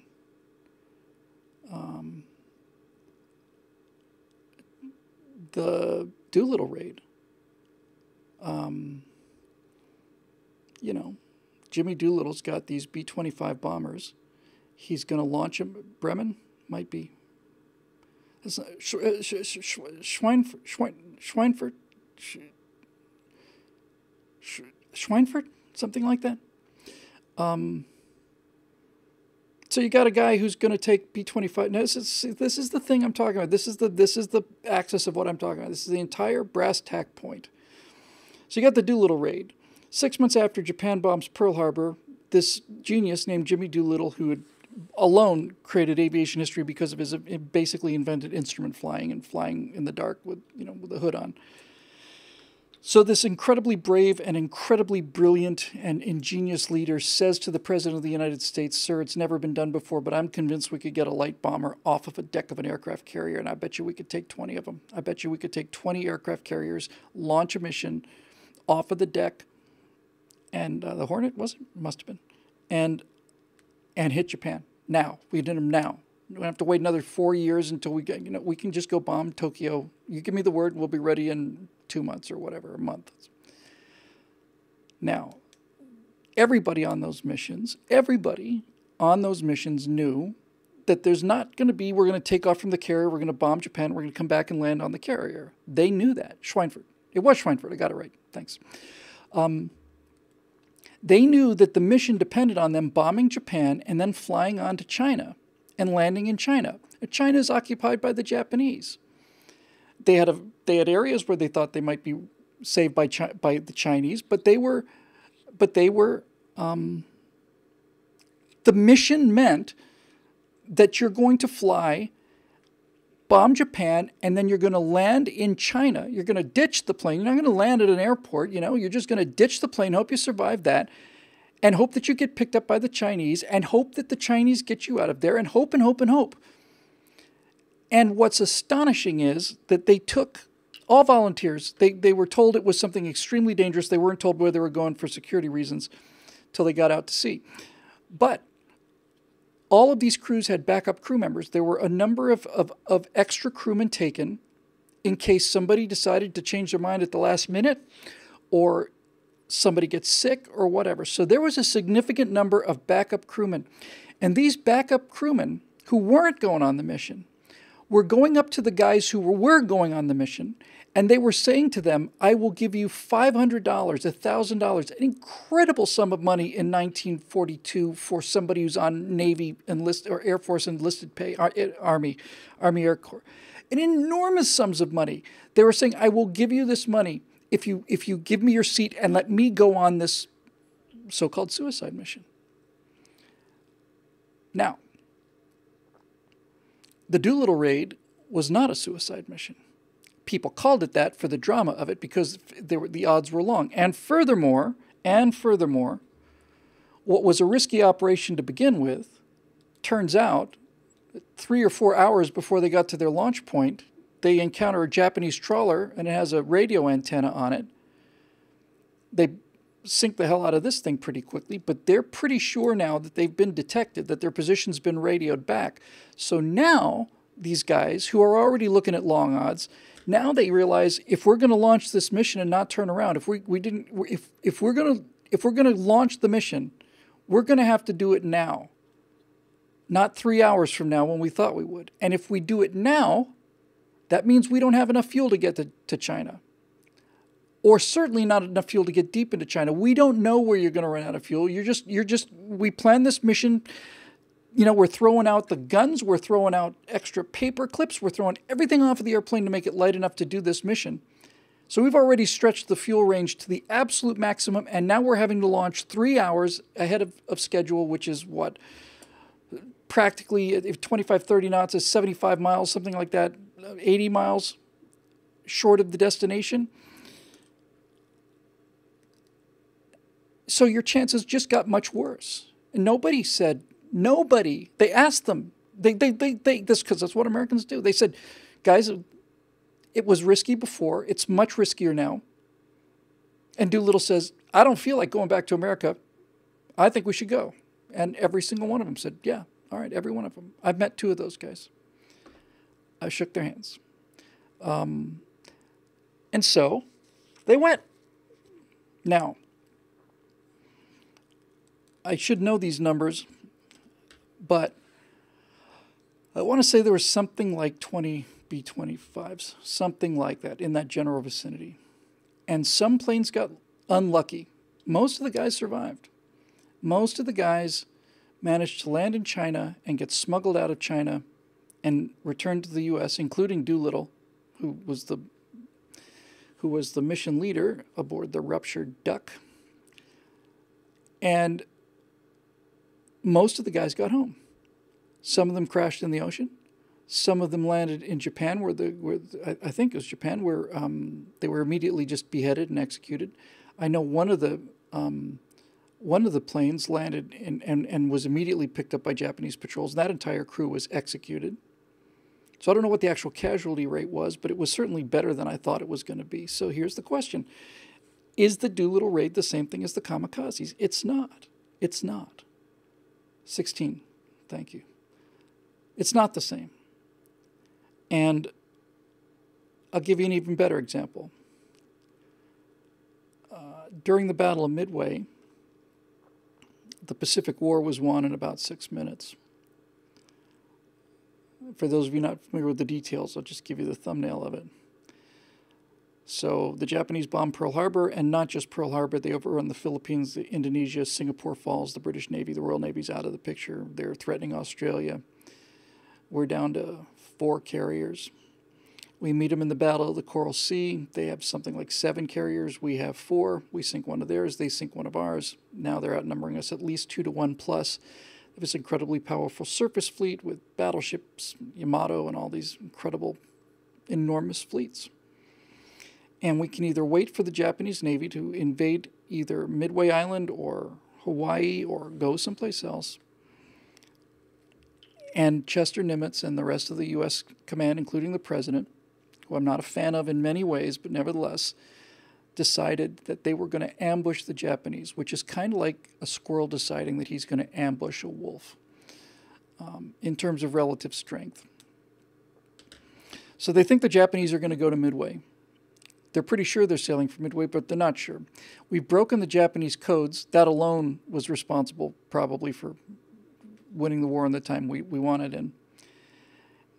And while we've broken their codes, in terms of being able to read their transmissions, they still have codes for things that we don't know. In other words, people like you say, Red Dog, Red Dog is a B-52, but that you don't know where it is or anything. You just know what it's kind of talking about. So anyway, so they know that they think the Japanese fleet is heading for Midway, but they're not sure. It's sailed. It's not in port. It's out at sea someplace. Where is it?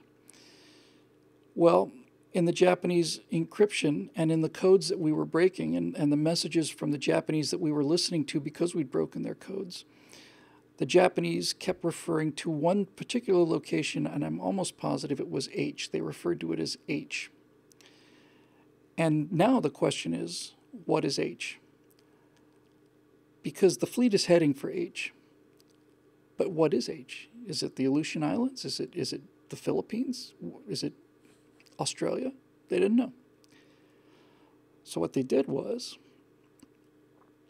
they basically sent a coded message to the Americans on Midway, from the U.S. Navy down to somebody else in the U.S. Navy. And was it AF? Sorry. Wow, it's funny. How did I know it was H? It was AF. Thanks. Always good to be corrected. So the U.S. Navy sends a secret message to other naval officers on Midway and tells them, report that you have a water shortage. Report that we're short on water. Just send that back to us. Do it the way you've always done it. Send it back. The Japanese had broken one of our basic codes, but they didn't have our real codes. So next thing you know, we intercept a Japanese transmission, and the Japanese transmission says, AF reports short of water. And since they know that the fleet is going to AF, the Japanese fleet, and since we've just told them that Midway is short of water, we know that AF is Midway, and we know where the Japanese fleet is going. So Chester Nimitz decides to be Chester Nimitz, right? He decides to be Nimitz. That's why the class of carriers was named after him. And it's not just Nimitz, it's virtually every American naval commander as well. going back to John Paul Jones and, damn the torpedoes and all of the Farragut, all of them. So he decides he's going to take the 3 American carriers and try to intercept the 4 Japanese carriers, including all of the surface fleet that's coming from Midway. Fortunately for us, the Japanese were trying to invade Midway, and the Aleutians, they sent their surface fleet up into Alaska. What happened is what happened. In any event, we're sitting there waiting for them to come down this pathway. And sure enough, one of our PBY's long-range flying boats makes contact with a Japanese destroyer.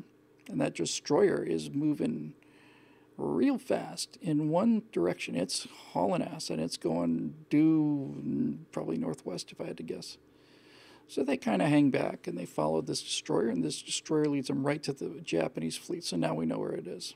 So we not only know they're coming, now we know where they are, and we got the jump on them. So all 3 American carriers, Hornet, Yorktown, and Enterprise, launch their air wings, and the attacks, naval attacks from naval aviation consists of 2 kinds. So there's basically 3 kinds of airplanes on those carriers. There are the fighters, which are designed to kill other airplanes and protect our bombers. And we have 2 different kinds of bombers. We have torpedo bombers, and since they're dropping a torpedo, they've got to be very, very low. They've got to be, I want to say maybe, I don't know, certainly no more than 20, 30 feet off the ground. Very low. And flat. And straight. So for these torpedo planes to drop their torpedoes and hit the carriers or whatever they're aiming at, and by the way, most American torpedoes that hit their target didn't blow up because they were defective fuses, but that's a different story. In order to make those torpedoes get on target, the torpedo bomber has to come in, it has to fly very low, it has to fly absolutely straight at a constant airspeed, which is a slow airspeed, because if you drop it too fast, the torpedo's going to just fail. You can't be more of a sitting duck than coming straight in on a line at a constant speed. That's the most vulnerable you can be in an airplane, and that's what you have to do if you're going to launch a torpedo attack. And then finally, the 3rd kind of airplane was a dive bomber. And unlike a B-17 or something where you just look ahead and you just drop the bombs and the bombs fall, the idea behind a dive bomber is that the bomb stays on board the airplane, and the airplane flies the trajectory right towards the target. And the angle is so steep it's practically vertical, so that the path of the dive bomber is getting closer and closer and closer to the target. The target's getting bigger and bigger and bigger. And at the last second, you release the bomb, and the airplane pulls this incredibly high G pull up, and he gets out of the way, and the bomb follows that trajectory and has a much better chance of hitting than just dropping a gravity-driven bomb. Okay, so that's what you got. You got fighters, you got torpedo bombers, and you've got dive bombers. So all 3 carriers launch a torpedo attack. Once again, I should know the details, but I want to say it was Torpedo 13 off of the Enterprise. I think it was the Torpedo Squadron 13 off of Enterprise. They find the Japanese fleet first. I don't know how many planes. Again, off of memory, I want to say it was 8. It was somewhere between 8 or 12, something like that. Big, fat, slow torpedo bombers. They were probably Avengers, although it may have been early enough in the war that they weren't. In any event, this entire squadron of 10 planes, roughly 3 people on board each, they all come in right on the deck, and they start flying towards the Japanese fleet, and these Japanese Zero fighters are all over them, shooting them down, and the carriers have so many destroyer escorts, and there's so much anti-aircraft fire coming up from the carriers as well. Was it 13? Thanks, Dave. And so Torpedo Squadron 13 from the Enterprise is shot down, all of them. They're all shot down. If it was Avengers, and I think it was Avengers, then there's 3 people on board each one of those airplanes, and every one of those airplanes in the entire squadron, everybody was killed. All 3 people were killed on all 12 airplanes, except for one guy who survived, and his name was Ensign George Gay, and he sat in a life raft in the Battle of Midway. They said he had the best seat in the war. Now, since these torpedo planes are very low, the Japanese are getting ready to launch a strike, which helped us. Didn't affect it helped us. So the Japanese know we're out there now. Their planes are loaded with just bombs, because they're going to bomb Midway Island, but now they know the American fleet is out there, so they say, hold on now, let's take the bombs off of this thing, put torpedoes on there, we'll sink the American carriers, then Midway's all ours. So while all these Japanese bombers are up on the deck, and all of these explosives no longer being in ammunition dumps, or not dumps, ammunition stores, they're all on the deck. Torpedoes, bombs, all of it are on the wooden decks of this aircraft carrier. Wooden on American ones anyway. And they're changing the weapons on the Japanese bombers so they can go sink the American fleet. And here's the point of all this. By some miracle, just at that moment, American dive bombers arrive. And unlike the torpedo bombers, which come in very low and very slow, dive bombers come in really quite high and relatively fast compared to the other ones. And because Torpedo 13 had been so badly massacred that the Japanese fighters over the carrier, their combat air patrol, the Zeros, went down to the deck in order to shoot down the incoming torpedo bombers, which they did. They shot down every one of them, killed everybody except for one guy. Were they Devastators? Okay. Yeah, I thought the Avengers weren't later. In any event, the Japanese air cover, which is normally up here, goes down all the way to the deck, shoots down the incoming torpedo bombers from Enterprise, causes this incredible carnage. But these aren't modern jets. They're propeller-driven airplanes. And it takes them 15, 20 minutes to get back up to altitude. And while the Japanese fighter cover is on the deck and low on fuel, and also low on ammunition, having shot up the torpedo bombers, and while the Japanese carriers are all got bombs and torpedoes just stacked on the deck, out of nowhere arrives this dive bomber squadron, and they start their attacks, and the bombs hit their target, and not only does it do the damage that the bomb would do, which is significant, but the bombs ignite all of the Japanese bombs and torpedoes on the decks of those carriers. And we sink 3 of them and mortally wound the 4th one. The amount of time it took from the time that the first bomber made its attack to the point where the last one had dropped its bombs and flew home, I want to say was 6 minutes, something like that. And at the end of 6 minutes, the Japanese carrier force was essentially eliminated, and more importantly than that, almost all of their pilots were gone. You could make new airplanes, but these pilots had tons of experience in China and against the Americans, Pearl Harbor veterans, virtually all of them. So you've destroyed the carriers, you've destroyed all of the aircraft, because without carriers, every single airplane that went out there essentially gets shot down because it's sitting on a deck, and if that deck sinks, then you lost the airplane. So you lost 4 carriers, you lost your entire naval aviation wing, and you lost most of the pilots. Now, the Japanese did get a second strike off, and they sank the Yorktown.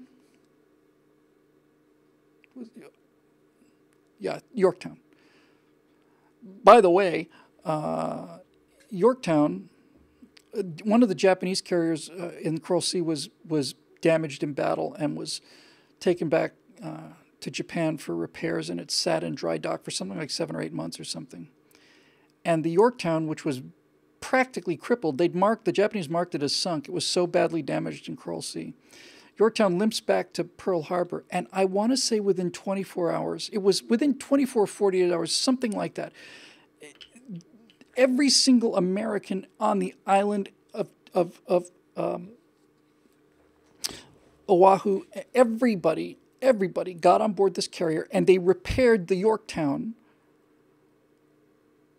in 24 hours. Something like that. Just through sheer ingenuity and hard work, they just welded her back together. So we went out there with 3 carriers instead of 2. After we sink 3 Japanese carriers and mortally wound the 4th one, the Japanese launch a strike, and in that strike they sink the Yorktown. So she goes down, and then the Americans do a follow-up attack and get the 4th carrier. So final score, 4 Japanese carriers down, 1 American carrier. And all of a sudden, this invincible fleet and our 3 aircraft carriers with no fleet because the fleet was basically sunk at Pearl Harbor, game over. The Japanese had to win the war fast because they had nothing like our industrial capabilities. So if they didn't win it fast, they were going to lose it. And in 6 minutes at Midway, they lost the war. And after that, it was it. They lost the war in 6 minutes. They lost the war in 6 minutes because of the men of Torpedo Squadron. I think it was Torpedo 13 from the Enterprise. So now back to the original question. Was Torpedo 13 a suicide mission? And I maintain it absolutely was not. It was not a suicide mission. We don't launch suicide missions. We don't do it. It's just repulsive, and it should be. And if you're the president, you're at the point where you're asking your soldiers or to hide behind civilians, or asking your women to strap on explosive belts and walk into an enemy camp and blow it up, or if you're sending your pilots to crash their planes, or if you're sending little children with explosives on their backs to hide under tanks and pull the cord and blow up the enemy, then you are not fighting for America anymore. You've lost the war, and you need to. You don't need to lose your soul as well. So, with all of that said,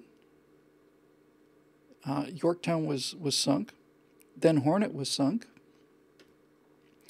and for 6 months, or maybe a little bit longer, they painted it on the deck of the ship somewhere, on the island somewhere on the ship. But it was the Enterprise, USS Enterprise versus the Empire of Japan. We had one carrier against Japan. One. Enterprise. That's why that name's so magical, actually. So this is the point, right? When we're trying to make these moral decisions, when we're trying to make a moral decision and do the right thing, first we have to understand that there is no good thing. There's only 2 bad things. So, it was a Torpedo 8. I've been saying Torpedo 13 the whole time. I apologize. If you knew the story the whole time and you stuck with me long enough, forgive me for making that mistake. I don't know why I thought it was 13, but if you say it's, somebody said it's Torpedo 8, it might be. In any event, the details of the story are true. I just got the number wrong. So the question is, was that torpedo attack a suicide mission? It wasn't, but it was an incredibly risky, dangerous mission where there was no question many people were going to die. And I think this gets to the heart of it. Everybody did die, except for Ensign Gay, and he lived through a fluke. But I think the difference between Torpedo 8 and the kamikazes was that everybody that went on Torpedo 8 knew that they had a chance. That there was a chance. It may have been a slim chance. That's what courage is.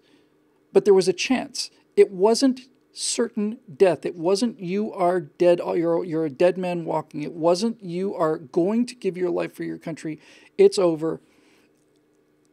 It was you have a very good chance of getting killed, but you're not guaranteed to be killed. And once they bolted you into the kamikaze airplane, there's no getting out of the airplane. You know, you can't just land it. It's filled with explosives and fuel once you make the decision to become a kamikaze. And apparently, towards the end of the war, a lot of these guys who had signed up started having second thoughts about this. But in any event, once you get launched and you've got an honor and pride society like that, it's not something most people are going to walk away from. In fact, I can't imagine a Japanese pilot walking away from just saying, no, I'm not going. I think he'd much rather die than live with that. So it's different. It's a different culture, different values. And I'm proud that we don't have suicide missions. And the thing that caused me much thought, deep thought, was the question of, would American suicide missions be worthwhile in order to save the country?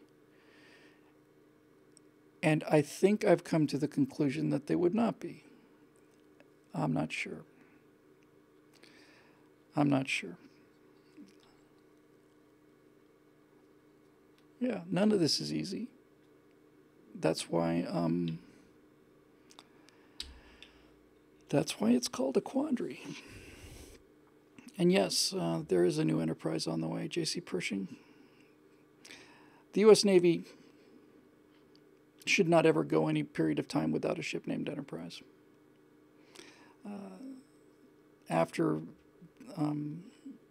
the Big E, the World War II Enterprise was decommissioned, the first nuclear-powered aircraft carrier was Enterprise.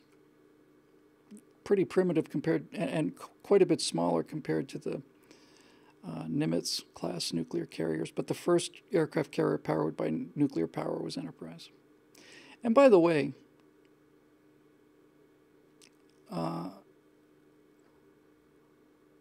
we have had, somebody can tell me this information. I don't think you can find it on the spot. Maybe you can.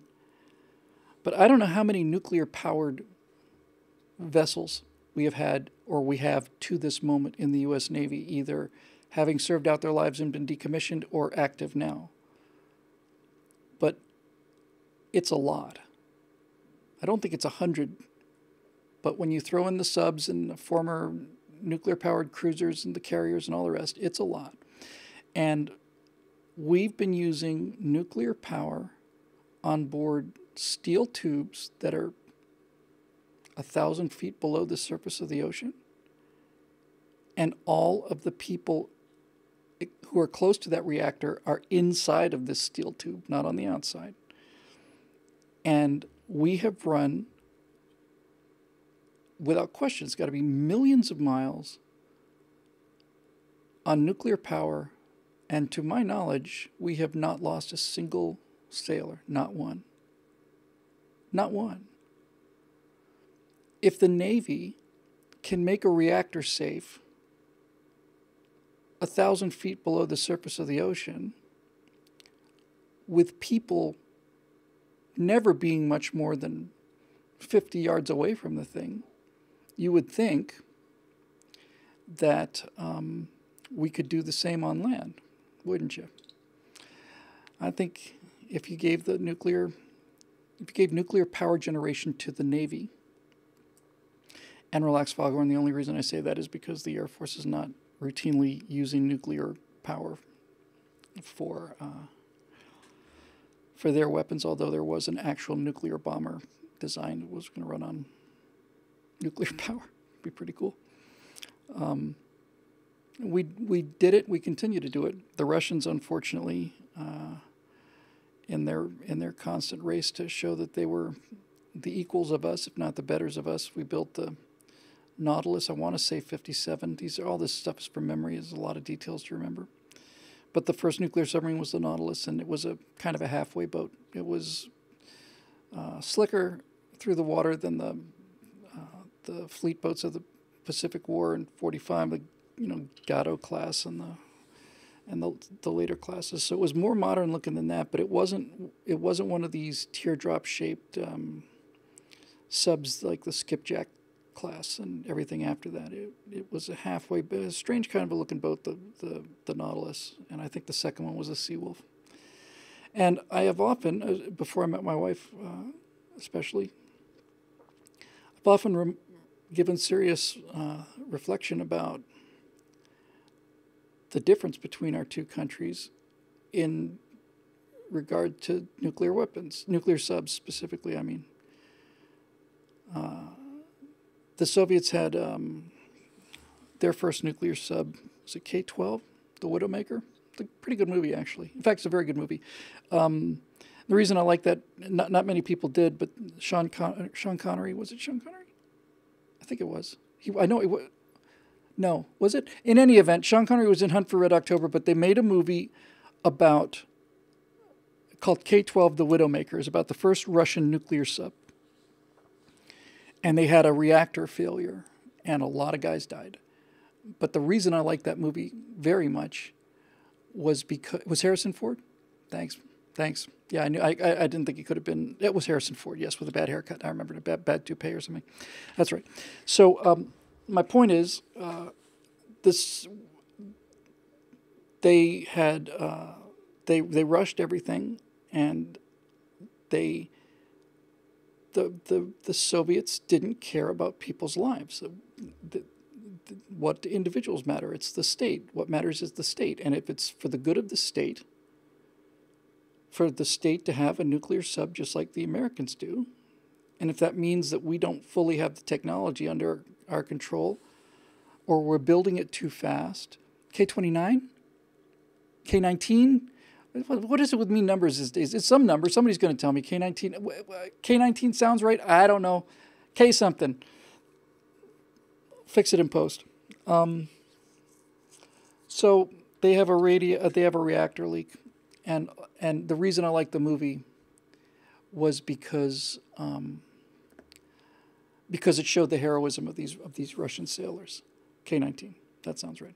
It showed the heroism of these Russian sailors, and these guys going into certain death in order to save the boat. And that's not a suicide mission either, you know? That's not a suicide mission either. Even though it's suicide to go into that reactor, that is suicide. Your job is to go in there and try and fix this thing, and you're going to die of radiation poisoning. I don't consider that a suicide mission because that person's dead anyway. In other words, if he goes in there and fixes the reactor, he's going to die. If he doesn't go in there and fix the reactor, he's going to die. And everybody else is going to die as well. That person's dead already. That doesn't make it less heroic, but it does change the moral calculation a little bit. And I'm very proud to live in a country where we don't care about the monetary cost. It doesn't matter to us. I feel relatively confident. I don't know this for a fact, but I feel relatively confident that if a U.S. sub-commander, I'm not saying a U.S. sub-commander would lose the sub if somebody got sick or something, but if the sub was in trouble and there was a way to get everybody out versus lose one guy or 5 guys or 10 guys trying to save the boat, I suspect he would take saving the crew. I hope he would. Yeah, we're looking at the comment section here. We actually lost 2 nuclear submarines. We lost the Scorpion and we lost the Thresher. Both nuclear-powered subs. Scorpion, certainly. Yeah, Thresher, too. Matter of fact, this is not widely known, or certainly wasn't widely known then. Bob Ballard went looking for the Titanic. Woods Hole Oceanographic Institute. 85, was it? He went out to find the Titanic, only he didn't go out there to find the Titanic. That was the cover story. He was going to look for the Titanic if he got time to, with his first mission. Ballard went out there on that mission to find the Scorpion. They did find the Scorpion. And if you look up USS Scorpion, you'll see pictures of the sub on the bottom of the seabed. And, I mean, it's in pieces, but it's just sitting there. There's the sail with the dive planes on the sail. And after, was it Thresher he was looking for? I'm 90% right, but it's the 10% that just pisses me off. Yeah, with Thresher first and then Scorpion. I think he lost the, he went to look for the Scorpion. But it was one of those two, is the Thresher or the Scorpion. And yes, somebody just pointed out we almost lost to San Francisco. USS San Francisco was part of the squadron that Pasadena belonged to, and I took a ride on a nuclear-powered 688I nuclear-powered attack submarine, Los Angeles class, upgraded USS Pasadena. I think they call it USS Passengerdina because it's used a lot for these kind of, publicity tours. But that was one of the peak experiences of my life. And as a person who has sat as close to the nuclear reactor as that wooden door is behind me, because I had a general idea of the layout of the sub, and I was in one of these rooms, and I could realize that subs actually, LA-class subs actually 2 compartments. There's the forward compartment where most of the people are, and then there's the aft compartment where there's engineers and the engines, and then there's 2 corridors, one on either side, and in the middle of the sub sits the reactor. And so I knew I was at the back end of the forward compartment, and that meant that within easy distance, 10 feet, 20 feet of me, of my physical presence, was, I don't know if it was 1 or 2 reactors. I think it was 1 on a sub. It's more than that, two on a carrier, at least 2, maybe more. In any event, I'm sitting 20 feet away from a device that can generate 160 million watts of power at full operating capacity. 160 million watts. And you know what it feels like riding in a nuclear submarine under the surface of the ocean? It doesn't feel like anything. You might as well be in Denny's. When you're on the surface, the ship's rolling. But once she submerges, you might as well be at Denny's. If they're not making maneuvers and doing the angles and dangles and turning and climbing and reacting, or climbing and diving, it's like being at Denny's. There's no noise. There's no vibration. There's no sense of any kind of movement. There's no water noise. You just might as well be in a restaurant someplace. But you're I was 600 feet below the surface at 22 knots. And I know that because that was what it was showing on the repeaters. And certainly 600 feet and 22 knots is not classified information about the LA class attack subs. They go deeper than that and they go faster than that. I don't know how much deeper and faster, and I don't want to know. So, yeah, one more little thing about the whole sub thing. So somehow we ended up on submarines.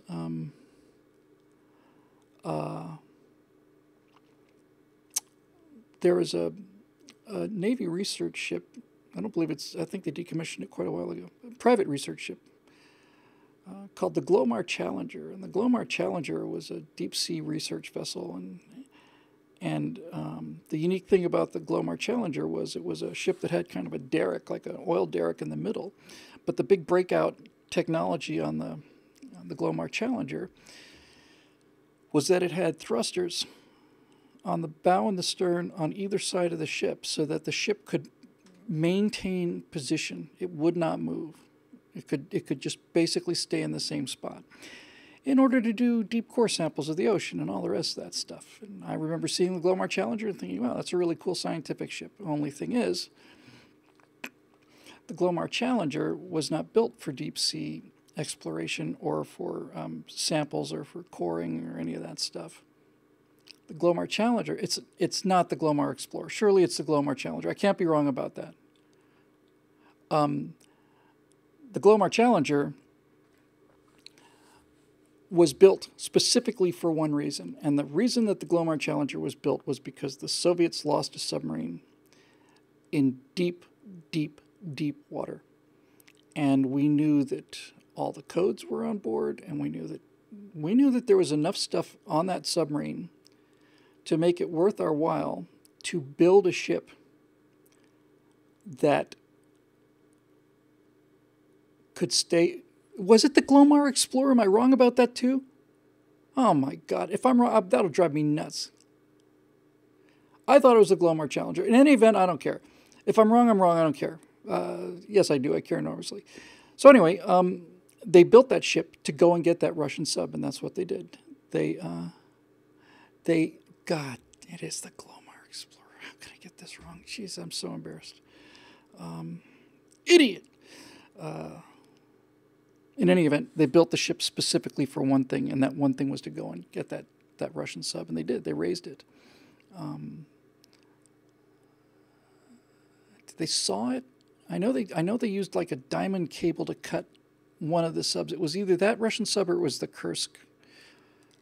But they basically put the Glomar Explorer, like I said, the Glomar Explorer, sits on the surface, doesn't move at all. It's lowering this stuff down, and essentially they just clamp this submarine and pull it up. They don't pull all of it up. They get most of it, and I think some of it actually came loose on the way up, if I remember correctly.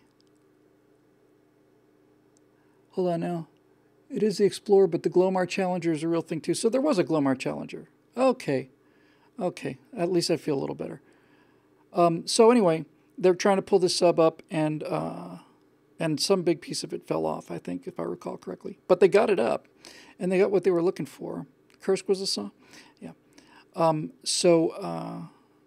Needless to say, when they got the ship to the surface, and by the way, when I say in the surface, I mean in the giant hole in the middle of the ship, because from the outside, the ship looks like a regular ship, but it's hollow. It's got this gigantic, enormous rectangle in the middle, and this clamps brought this Russian sub up. And they got enough of it. A bunch of the pieces broke off, and needless to say, there were human remains on board of the Russian sailors that died on that boat. And I'm proud to say, even in active espionage and Cold War and CIA and all the rest, they gave those Russian soldiers burial at sea with full military honors, and I kind of want to think that they had Russian flags or Soviet flags or something, that they basically didn't just say, well, screw them. They treated them with as much respect as they possibly could have, and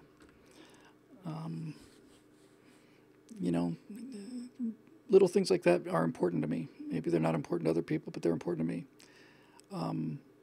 So no, they didn't repatriate the bodies because we never admitted that we got the sub. We never admitted we went after it. I don't think the Soviets knew that we got the sub ever. I don't think they ever found out while they were still the Soviet Union. They just did it, just went out and did it. And that thing was deep. So America just decided, okay, how deep? Deep. Sounds a bit of a challenge. Let's go get it. And we did, because when we decide to do things, we do them. Go to the moon, pick up a submarine off the bottom of the ocean, find the Titanic, whatever it takes. Parenthetically, I think they found Titanic with side-scanning sonar, where they tow this thing through the water and it sends pings out off to the side, pretty much exactly the same way that a prospector does when it's sending out a sensor ping on Daymar looking for ores to mine. Sends out a lateral ping, and the echoes come back. But if you look it up now, I want to say, once again, I'll be proven wrong here, but I want to say it's millimeter wave sonar. It might be millimeter wave radar. In any event, I cannot recommend this highly enough. Do a Google search when the show is finished, just out of basic respect. Do a Google search for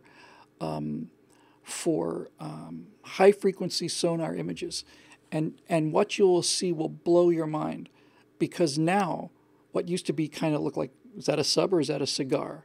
Now this sonar is using such a short wavelength that the sonar images are just almost like a photograph. It's absolutely breathtaking.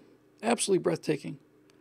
And we apparently, Puddle Pirate says we actually went down and found the undersea communication cables that the Russians had laid, and we tapped into those. And we did something else too, which I remember from the sub-sims I played in the 80s, which even at the time I thought was just amazing. Not many people know this, really. But Soviet subs are having to come out of the Baltic Sea. And in order to get to the North Atlantic, where if there's a shooting war in Europe, here's how it's going to go. The Red Army is going to have massive amounts of tanks, and they're going to send everything they got into West Germany, probably through the Fulda Gap. Our stuff is better, but they've got a lot more of it. And so for NATO to survive this conventional World War III, if you could keep it conventional, everything would depend on sea lift capability in the same way that it was in World War II. In other words, if the Russians invaded Europe, the Red Army invaded Europe, then we had to get supplies across the Atlantic, and the Russians would have to stop those supplies from getting across the Atlantic. And in order to do that, they have to come through the GI-UK gap, which means that since they're having to come north out of the Baltic Sea from their bases, the only way they can get, they literally, the Russians have to sail south to get into the North Atlantic. And the way to do it was they had to go through these two gaps. If you get on a map, you'll see there's a body of water, needless to say, between Greenland and Iceland, and there's another big body of water between Iceland and UK, and that's the GI-UK gap. And every single Russian sub that was going to be a threat to NATO shipping had to go through these gaps. There was no way around it. You pick it up by a helicopter and fly it to the other side, I guess, and drop it in the water, but no. It had to be done in one of these choke points. And the U.S. Navy came up with something called the SOSUS buoy, S-O-S-U-S. I'll probably be wrong on that too. And basically what we did was we placed a series of hydrophones across the bottom of the ocean, in that entire distance between Greenland and Iceland, we put a line of hydrophones, just listening devices. And then we did another one between Iceland and Ireland and the UK. And so we not only knew when a Russian sub was coming through the gap, we knew where, we knew its direction, we knew how fast it was going, and since every submarine has a unique acoustic signature, we knew the name of the boat. We knew the boat. The boat, this is the, whatever, crossing, at 0900, and here it is, because we've got microphones stretched out across the bottom of the ocean. Red Route 1, that kind of thing. Yeah, it was Red Storm Rising, right? I played a lot of time playing Red Storm Rising. I learned a lot from that sim, a lot. I actually got a chance to impress a submariner, having played Red Storm Rising. We were on board the Pasadena, and they, needless to say, the cheap bastards decided they weren't going to launch an actual torpedo while we were on board, because that would have been just too cool.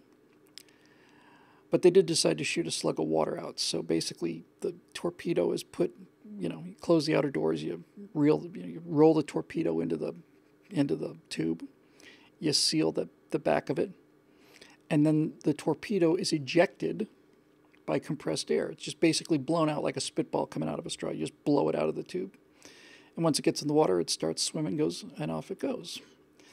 The problem with that is that makes a fair amount of noise, and submarines are all about stealth. The submarine is the ninja of the seas. It's the assassin. A perfect submission is one where no one ever knows where the sub is ever. You never give away your position if you can help it. That's why you don't want to go ping, ping, because you're looking for people. And if you think about it, if you send out a ping to get a reflection, that energy has to go from your ship or your boat to the enemy target and back. And that same noise, meaning would go out there, go past the enemy target and keep going, which basically means you can be detected much further away when you're actively looking for somebody. It's like going in a room with a flashlight. If you're in an enormous room with a flashlight, there comes a point when the beam runs out of energy, but you can be way out there in the dark and still see the light. You can still see somebody shining the flashlight there, and same thing with the acoustics. So you mostly would just sit there and be quiet and listen. What the hell was I saying? A shingle ping. One shingle ping. What the hell was I talking about? I was talking about the sub. Yeah. So I was on board the Pasadena, and so when they launched a torpedo from the beginning of modern subs in World War I, and you've heard the sound 1,000 times from all the submarine movies you've ever heard, one ping vachely, one ping, a shingle ping. You have the firing device, and it makes that sound, and it's the air blowing the torpedo out of the tube. Well, that makes a lot of noise, and that noise gives you away. You don't want to be given away. So the U.S. Navy developed the Mark 48 ad-cap torpedo advanced capability, and it is a swim-out torpedo. And what that means is it doesn't make a big-ass amount of noise, because the Mark 48 ad-cap, you close the front door, you roll the torpedo into the tube, you close the back hatch, and then you flood the tube, and the torpedo swims out. It just goes out under its own power. And there's no enormous sound, which is called a launch transient. It's a transient sound that can be picked up a long way away. You don't want to have... you want to let people know you're there. I actually wrote a scene in... I liked it very much, actually. I wrote a scene in Aurora, the movie I was working on, 2007, and still is out there someplace. And the captain of that mission, he was like their seventh choice because the prime crew gets killed in a rocket explosion test. So they find a submarine captain to run this space mission because he understands reactors, and it's using a very simple Nerva nuclear reactor. And I wrote a scene where this guy got cashiered, or he got forced out of the service or something. He was a sub captain. And he had did I do that? All I remember was that he was in an American attack sub, and it was World War III was about to happen because the Chinese were preparing to invade Taiwan, and a Chinese boomer, a Chinese missile sub, was coming out of one of these caves they had and heading into the South China Sea, and the skipper of this boat was on his tail the whole time, and he had orders to make sure. His orders were that those missiles don't get launched, something like that. And so he's following this Chinese boomer, and then the big Chinese sub slows to practically nothing. It comes to a complete halt, and then it just slowly rises, changes its buoyancy, and rises to launch depth and hovers at launch depth. They're waiting for their signal. And this guy he's in an American sub, he's in the baffles, he's behind the boat, the Chinese have no idea he's there. And he's got his tubes loaded, and he's not a very long way away. And he hears them opening the outer doors, at which point his orders were to, he said those missiles can't be launched, so he's been authorized to destroy that Chinese sub. So he hears them starting to open the outer doors. Still takes a little while before they get those missiles off. And he's right behind them. And so this captain makes a decision, and he pings him. He gives him, when a submarine lets out a sonar ping at full power, it'll boil the water. It boils the water in front of the speaker. It puts out so much energy that the water boils. So what this American skipper did was he said, we could hear it. Was it hovering depth? We knew it was getting ready to launch. We could hear them opening their outer doors. I had a perfect firing solution. And when he started the procedure to launch the missiles, I pinged him. And then everything stopped. And then he closed the doors. And then they sailed away. And he didn't start World War III, because if he'd sunk that boat, that probably would have done it.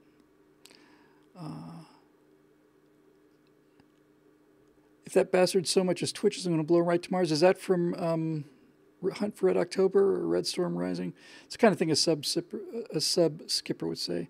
Ping is an act of war under the rules of engagement. That doesn't surprise me either. Yeah, we, San Francisco, USS San Francisco, I always get so distracted. It's part of the same fleet as Pasadena, which I took a ride on. San Francisco hit an underwater mountain at cruising speed for 25, 30 knots. And it was Scott Glenn. Scott Glenn was a great sub commander. He was really, really good. And by the way, the actual subs look nothing like as cool as they do in the movies. Although I have to say that the CIC was really awesome.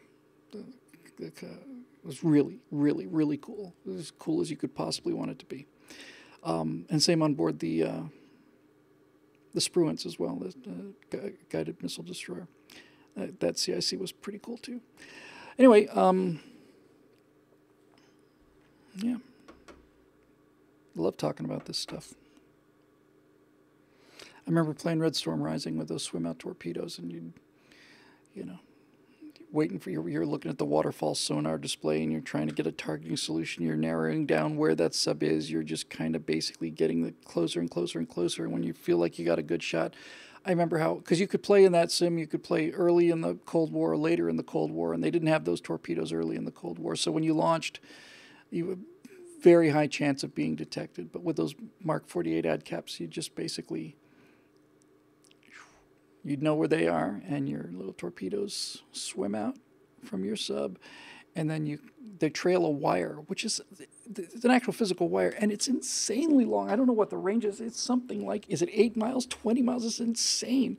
There's an actual wire that comes out of the back of the torpedo, and submarine contact. The sub is able to steer the torpedo using that wire-guided torpedo. And comes a point when either at the command of the sub, or when the torpedo gets to a preset point, or the wire breaks or whatever, then the torpedo can go active. But it swims out at relatively low speed, absolutely silently, and the guys on board the sub are steering this torpedo through the water. And the thing you learn pretty quick in that sim is that if you're here and the enemy sub is here, you don't want to launch your torpedo at him that way, even if it only goes active at the last minute here. You want to take this torpedo and you want to swim it around out to here someplace, and then you want to have it come in, so that when that thing goes active, this guy hears that torpedo coming in, but it's not coming in from where you shot it from, because you don't want him to take a snapshot, just fire a torpedo, and cross your fingers, hope for the best. But I remember flying, swimming those Mark 48s out, and just like, this is awesome. This is great. This is just really fun. And when they would find you in the Soviet surface fleet in that sim, it was an incredibly powerful surface fleet. So you got like Udaloys, these names are coming back to me, and Sovrenis, the destroyers and stuff the Soviet Navy had, and they've got you now, and they're pinging you, or there's other subs there, and they've launched on you, and there's 3 or 4 torpedoes coming at you, and you ditch the decoy, and the decoy's pulling one torpedo off, but this other thing's just closing. You can't outrun it, and it's pretty much they call sub combat. The sub skippers say it's basically hide and seek with bazookas. First person to spot the other person, almost always it's over like that. So I remember, I can't tell you how many times I was in an LA class attack boat or a skipjack or something earlier in the war, and I'm running like hell, and I'm just dropping these noisemakers and decoys and doing everything I can to shake these torpedoes. And the one thing I remember so much was two things that are really relevant here is as kind of a last-ditch means of ditching the torpedo, you could make an extremely sharp turn.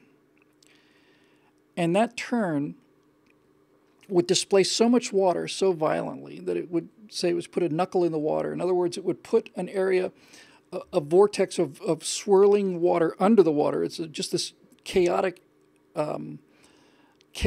little bubble of water because you turn the sub so sharply that you put this disturbance in the water, and the torpedo's sonar could sometimes interpret that knuckle as a target. And if you did it, you could sometimes turn really sharply, and the torpedo would go after the knuckle. And sometimes it wouldn't. And when those things are coming after you, I don't think there's anything more scary. I mean, obviously a sim is just a sim, and you're in your house. It was nerve-wracking on the sim, and I would imagine being in a sub and hearing an incoming homing torpedo is the worst combat experience I can think of. Really, I can't imagine. It literally is like, here's a tick, tick, tick, here's a clock. Here's your clock, here's how much longer you have to live. Bing, ding, ding, ding, ding, ding. Get closer. Christ, that's horrible, horrible, horrible. I don't believe that's ever happened. In fact, I know it's never happened.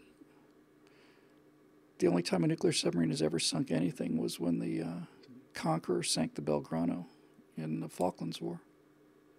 It was the only time a nuclear submarine of any kind has fired its weapons in anger. Harpoon was a great game too. And the other one, Dave Bibuti was right, is cavitation. Why am I even talking about this? Who's interested in this? I don't know. I am. I've always been interested in it. So, last thing. So you got your sub going through the water. Everything on the submarine is mounted on rubber mountings. Rubber bushings, I guess, although it's probably called something else, knowing tonight's episode. And so all of the vibration is dampened. They're trying to make the thing as quiet as possible. There's an anti-echo coating on the outside, an anechoic hull coating that absorbs sound waves, reduce the sonar reflection. And so you're just a hole in the water. You're not making a sound, and you're probably doing 6, 7, 8 knots, 9 knots, something like that. And I just like the physics of it. So, The reason an airplane wing works is because when the airplane starts moving through the air has to travel a higher distance over the top of the wing than the bottom. That creates a low pressure area on the top of the wing. It creates a vacuum, and the wing is literally sucked up into the air by the vacuum, partial vacuum generated on top of the wing. And that's a result of the curved surface. And the same thing is true for a propeller. So if you turn a propeller slowly, everything's fine. But once you reach a certain speed, the pressure of the water over that curve gets so low that bubbles form. They just form out of the water. They just appear. And when the prop is spinning in clean water, it's very, very quiet. But once it's making bubbles, it starts swishing. It's called cavitation, because air cavities are appearing on the prop, I think. And once the sub starts cavitating, it makes a lot more noise. And I remember so many times on that sub sim, you're trying to be quiet, and it's like, con sonar, we're cavitating. It's like, oh shit, Bill, come on, slow it down. But when something's on your tail, damn the cavitations, full speed ahead. You're just cranking that thing. And the cool thing about cavitation is, since it's a result of low pressure, I'm pretty sure this is right, the deeper you go, the faster you can go without cavitating, because the water pressure is higher and higher and higher, and it takes more and more to cavitate the deeper you go. And that's the final thing, too, is the whole thermocline. There's a difference in temperature throughout most of the oceans of the world. And it's just the way water behaves, salt water. It's water vapor. Well, sorry, Dave Big Booty, of course, it's water vapor. It's not air, but it's bubbles. And it's boiling. That's right, it's boiling. It's basically boiling the water. The way you can make water boil. Water boils at 212 degrees Fahrenheit or 100 degrees centigrade at sea level. But if you take a kettle of water very, very high up at the top of Mount Everest, water will boil at, 140 degrees, 130 degrees, because the air pressure is lower. It doesn't force the bubbles to stay in like it does at airplane. Anyway, yeah, there's this thing called the thermocline, and there's cold water, which is heavier, and then there's warmer water, and it sits on top of it, and strangely enough, it actually forms a layer. It's an actual layer. And if you've got sonar on one side of this thermocline, and what you're trying to find is on the other side, the sound this thing is making will come up and bounce off of this water layer and come back down and not ever be heard by this vessel. And likewise, if he starts pinging, he doesn't care if he's a surface ship, they make so much noise anyway. If he's actively pinging for the sub, sometimes that ping will go down, hit the thermocline, and bounce back up, and not go down and hit the sub and return the echo. So, what I found playing those submarine sims is pretty simple. I learned that my personality is antithetical to being a submarine commander. I would have made an excellent fighter pilot, but I would have made a miserable sub skipper, because the psychology of it is, well, they're antithetical to each other. In air-to-air combat, aggressiveness is the key to survival. You're either engaged offensively or you're engaged defensively. You're either trying to shoot somebody else down or they're trying to shoot you down. And if you're not shooting somebody else down, then they are shooting you down. So aggression. Constantly attacking. And that's how I'm wired. And a sub, of course, just the opposite. Patience. It's going to take us 10 hours to move, 500 yards, because we're going to do it at a knot. Okay. No, I was always way too aggressive, just way too aggressive for that. It's interesting, I think. There was one more little thing I was going to say. What was that? Dave Big Booty mentions Crimson Tide. Crimson Tide I've mentioned many times on this show. Having played all those sub-sims, when I saw Crimson Tide, I knew within 5 minutes that whoever was the technical advisor on that movie really knew what they were doing. Turns out the technical advisor was the former commander of the USS Alabama. because, and I'm going to resist the temptation to say I've already said this before, but because the terminology that they used on the submarine is so bizarre that it is in fact a foreign language. It is a language. It is the language of submariners, and it's a probably, I don't know, 20, 30 word vocabulary, and it's the same words, and a lot of these words just don't make sense to people. And this is a point I've been making again and again and again and again and again. Yeah, the Navy hymn kills me too. Let me come back to that, Puddle Pirate. Great name, by the way. So, so he's saying on the 1MC spin-up tubes 20 through 24, and, the 1MC is, I think, it's an intercom channel. It's not a frequency, but it's an intercom channel.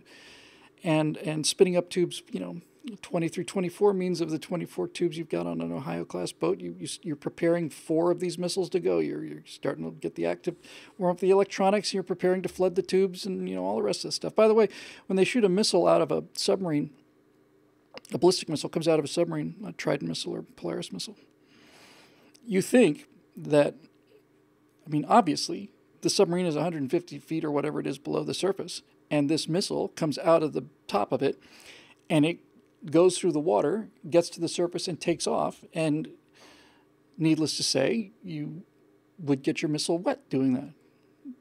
Turns out, they're dry as a bone. They're dry as a bone. The missile is protected by the bubble of air. The missile never gets wet.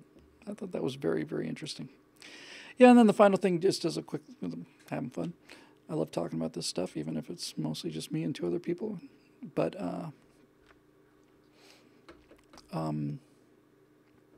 I saw the questions about the Supreme Court. I'll get to that in a second.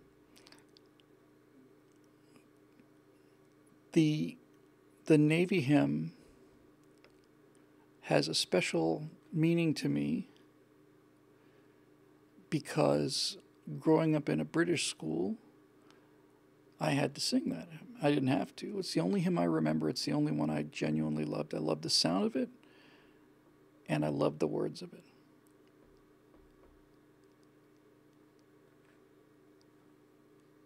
Yeah, it's tremendous. And basically, the language of it is it's astonishing. It's the Navy hymn, the first verse of it anyway says, it's basically asking God to intervene, and the hymn goes, Eternal Father, strong to save, whose arm doth bind the restless wave. I should be doing this lower. Who bids the mighty ocean deep its own appointed limits keep.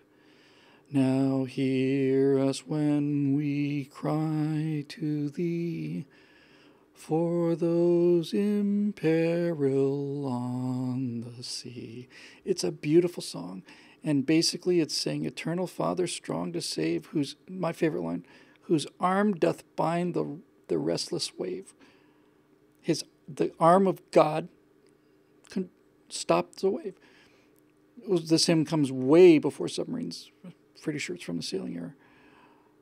Whose arm doth bind the restless wave, who bids the mighty ocean deep its own appointed limits keep. He's saying, God tells the ocean where the ocean can be.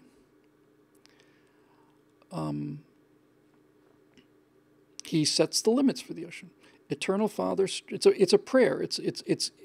The Navy hymn is a prayer issued by people either at home or on the ship who are in trouble. It's a prayer for people in peril on the sea. It is a prayer for God to protect people at sea, to protect sailors. Eternal Father, strong to save, whose arm doth bind the restless wave. God's arm is stronger than the wave, it's stronger than the weather. Who bids the mighty ocean deep its own appointed limits keep. God tells the ocean where the ocean can go and where the ocean can't go. So they basically made the case that God can do it if he wants to, and then it's like his own appointed limits keep. Now hear us when we cry to thee, for those in peril on the sea. It's a beautiful, beautiful, beautiful piece of work, and in Crimson Tide, they play it when the boat submerges. It's beautiful, just an instrumental version. And this enormous bloody piece of steel. It's just enormous. Blowing out all of this stuff and just slowly goes down. Here's a final thought for you that most of you don't realize. And this will blow a lot of your minds because I suspect it will. It blew my mind. The advertised crush depth for a U.S. fleet boat in World War II was 350 feet. In other words, once the sub got below 350 feet, it was on its own. They could guarantee it to 350 feet. It would go deeper, but nobody knew how much deeper, but it would go deeper. But I'm going to find out because I'm tired of being wrong, and you're all just going to have to wait for a second. I know I'm close.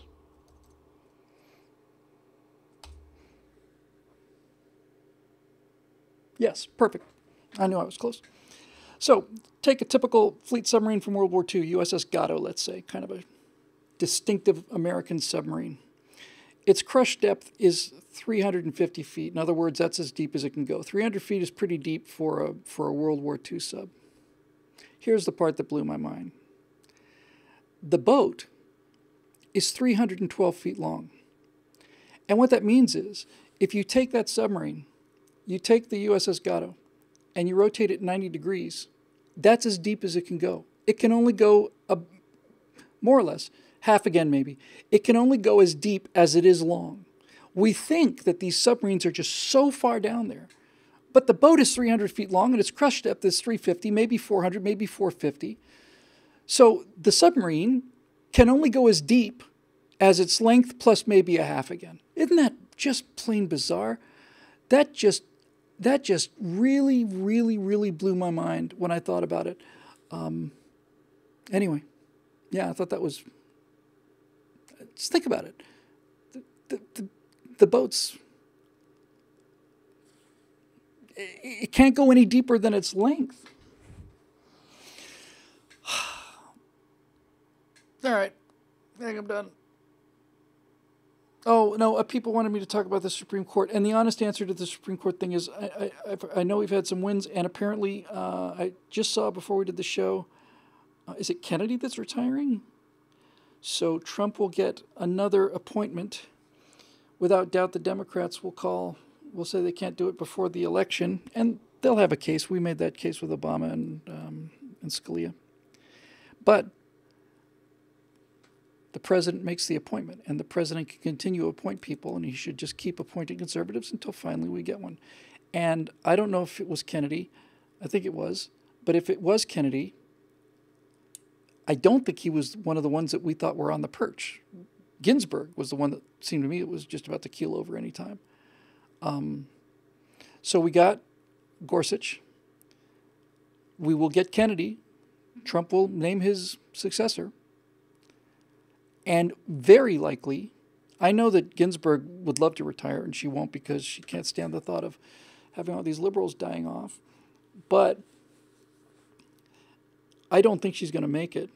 I don't mean that to sound as cold as it is. It's a human being, and I certainly don't wish her any harm. But so he's not a solid lib. He's, as Pershing says, kind of a swing guy. But if you can take a swing vote and turn it into a solid conservative vote, now you're doing well. And if you can take the arch progressive, the one vote that you are always going to get against you, the one vote that you can be absolutely sure of is going to be against freedom every single time, if she goes and is replaced by a conservative, then you're going to start hearing the Democrats calling for legislation changing how Supreme Court justices are appointed until they get the chance to do it again. And this is important because I like to say many times that, we all know we don't live in a democracy. We live in a republic. There are 535 Americans that live in a democracy. There's 435 representatives and 100 senators, and they actually get to vote on what is going to affect all of our lives, like going to war and taxes and all the rest of us. There's 535 of us that live in a democracy in America, and the rest of us just we ask them to do what we want them to. Not terribly effectively, I might add. But sadly, I came to realize I thought that was a rather pithy kind of a observation at the time. Then I realized, actually, that's not even true. We live in a society that is governed by 9 people. Because somehow, somewhere,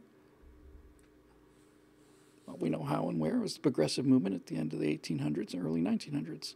They couldn't get what they wanted through constitutional means. They couldn't get laws enacted by voting on them. People didn't want them. So the Supreme Court went from being something that would arbitrate a result according to law passed by the legislative branch. That's how it's supposed to work. The liberals realized if you could own the court, you could not only repeal laws that you didn't like, but you could have the court rule in such a way that it's making law, legislating from the bench. And so, for most of my lifetime, all of the damage, virtually all of the damage that's been done to this country has been done because this country is ruled by 9 people. They're Supreme Court justices, 9 of them. And they hold our lives in their hands. And it was never, ever, ever supposed to be that way. If the founders heard that the Supreme Court had overturned a law that was passed by the Congress, they would have lost their minds. They would have lost their minds over it. The Supreme Court was never, ever designed to say this law is constitutional, it's not constitutional. No. If it's passed by the Congress, it's constitutional by definition. It's by definition constitutional. Anyway, since we are ruled by 9 people, it would be good if we had 6 of the 9. Because then these bastards can't overturn the will of the people with a snap of the fingers, which is what they do because they can't get people to vote for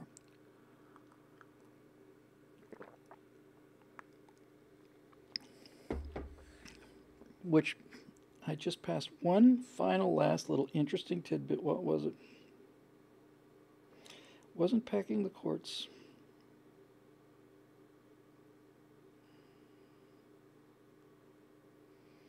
Supreme Court justices, what the hell was it? I hate it when this happens. Just bear with me for a second. I just seem to remember it was worthwhile, see if I can pick up that train of thought. I remember. Here's one last little piece of trivia for you. I love these kind of things. Everybody's heard the expression, if Thomas Jefferson heard about this, he'd be rolling over in his grave. We've all heard it 100 times. He'd be rolling over in his grave. Sometimes people say spinning in his grave, but rolling over in his grave. I realized reading some piece of history where that expression came from. It's an odd expression, right? He's rolling over in his grave. That's not what it came from. It came from this. If you were dishonorably buried, if you were a person of ill repute, you were rolled into a grave. They rolled you into it.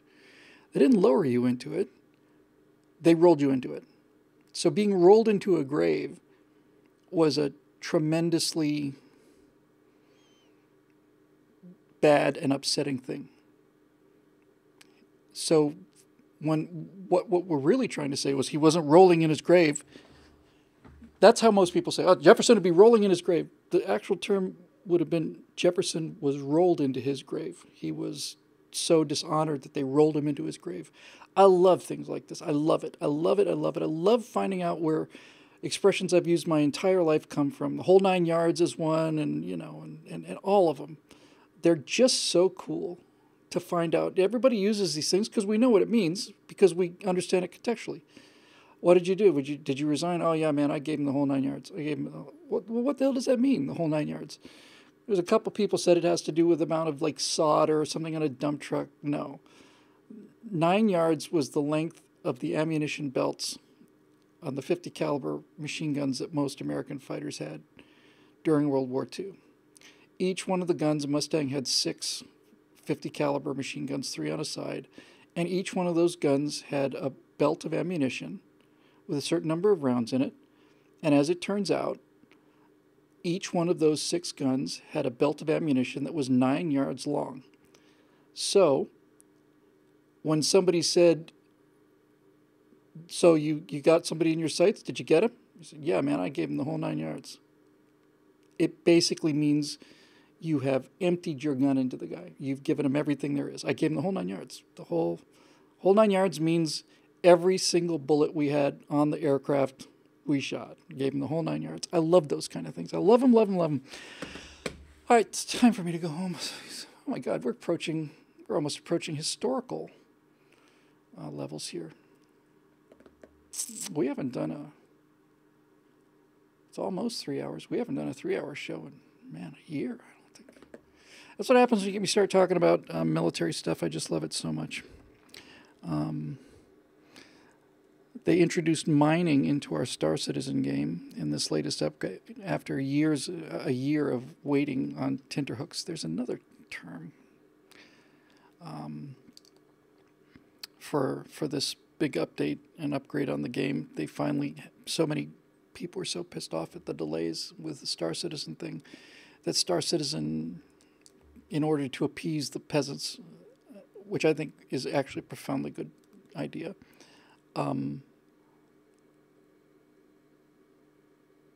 they sorry, I lost my train of thought. They basically made a promise. It's kind of like God's promise with the rainbow, you know. After all of these delays and people just getting really insane, the whole thing's a fraud, a money-making scam, and all the rest of it. Finally, they did something sensible, and what they did was Star Citizen said, "Okay, we're going to release 4 upgrades a year. Every quarter, we're going to release an upgrade. We'll release one end of March, end of June, end of September, and end of December. With whatever we've got, you're going to get it." So we just got an upgrade, and this version of the game includes mining. And I was doing a little mining, and somebody said, just for the fun of it, it was fun mining magnesium or, you know, tungsten on some alien moon. So I was doing some mining, and some kid was saying, why do we have to take, because we take the stuff back, and we get paid $130 for it or something, because 99% of what we take back is rock. Why can't we just take back the silver? And I said, that's mining, kid. That's mining. It is not a glamorous or particularly convenient way to make money. It's just nothing but hard work. But what was interesting about the mining thing, the reason I bring it up, since I wanted to get the 3-hour mark and I'm determined to do it. What's interesting about mining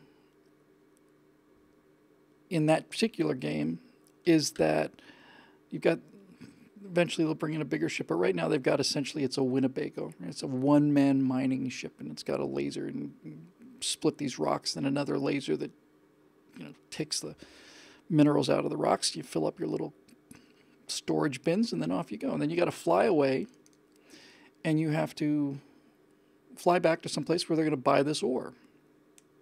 And flying, they don't hold a whole lot of ore. Really, essentially, one big rock is all you get.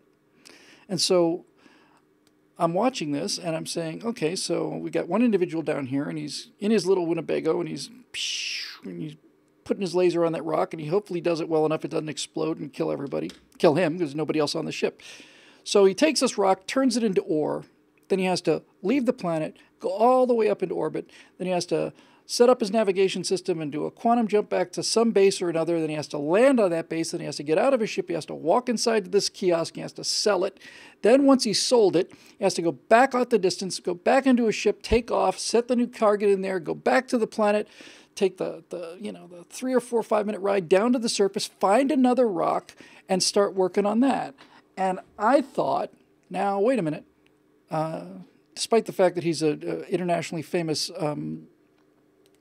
pervert, known predator and miscreant Matt Lloyd is actually a financial guy, and he's the secretary of the Treasury for this little country of ours.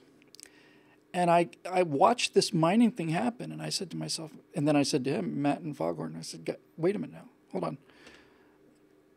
If we're talking about having a country, right? So if we're having a country and we have shipping lines, private shipping lines, not government shipping lines, why don't we do this?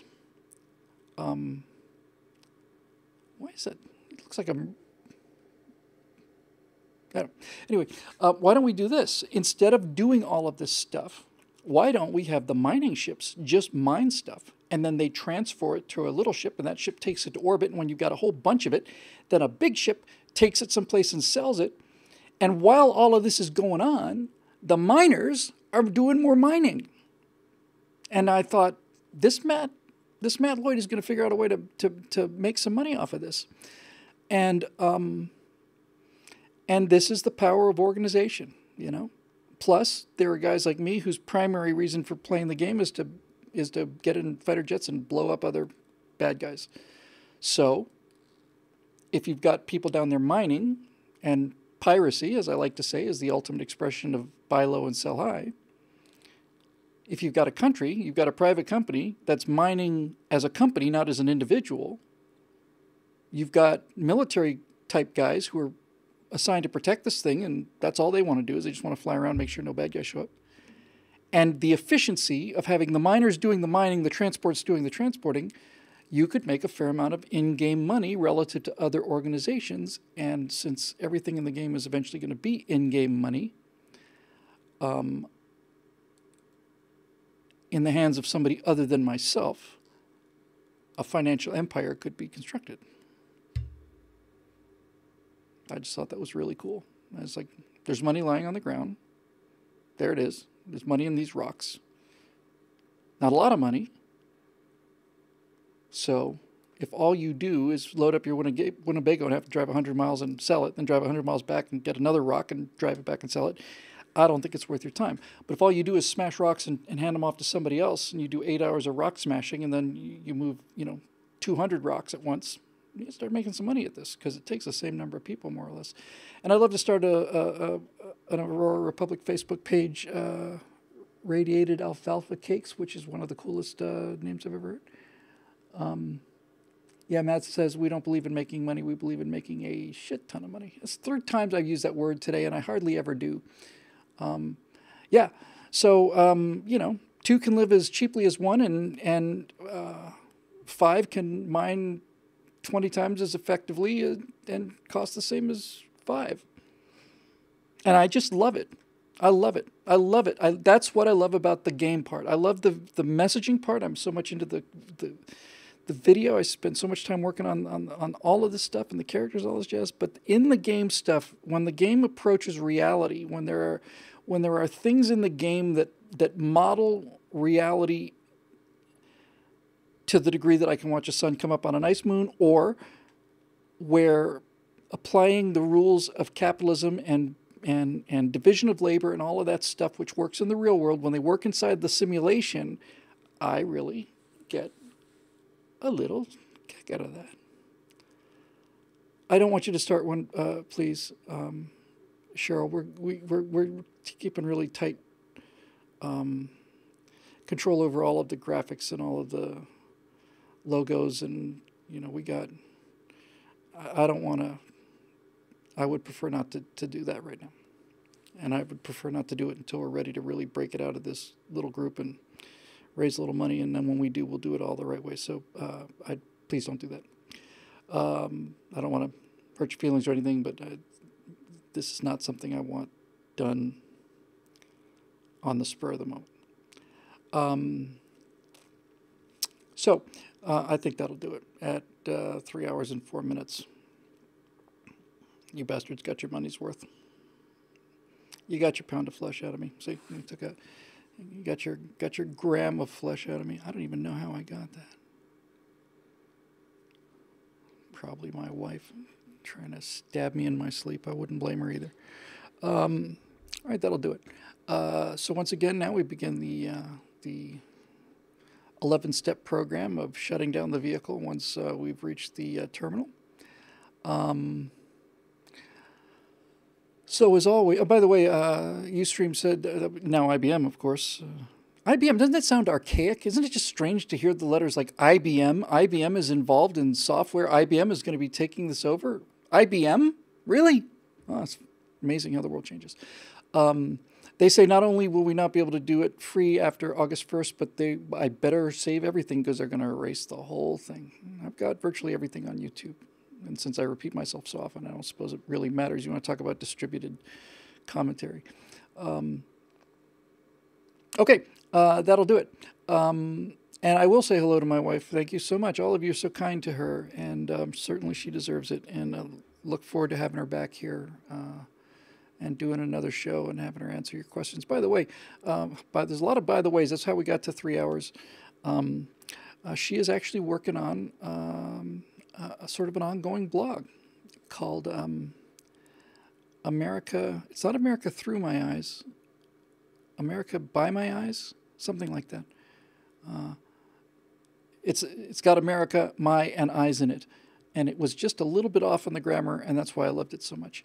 But she's writing about what she sees here, and she's adding pictures. And it's on her Facebook page. And if you will stay where you are, I'm going to link to that page right now in the comments section, and then I will put a link up on YouTube when I do this. Just hold the phone, please. And you'll all be able to appreciate some really cool pictures from a very, very talented, very beautiful, smart, sweet person. But enough about me.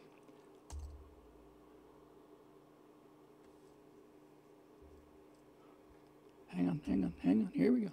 And thank you again for the kind words. We both appreciate it very much.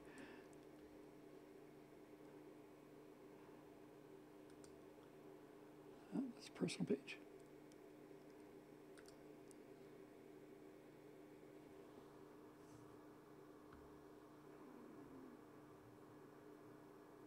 It's in Russian, you see. And there's something about the Cyrillic alphabet that makes me think I've had a major aneurysm of some kind, and all the letters are just completely... they look enough like English letters so that, you can read things like Babibi I Kap Nurbili Kunub Ha Makteb Kanasi. Means nothing like that, but that's what it looks like. Hang on now. No, go away. I know it's tempting. I know, very, very tempting. That's also the personal page. Where is the professional page, darling? It should be here somewhere. June 21st.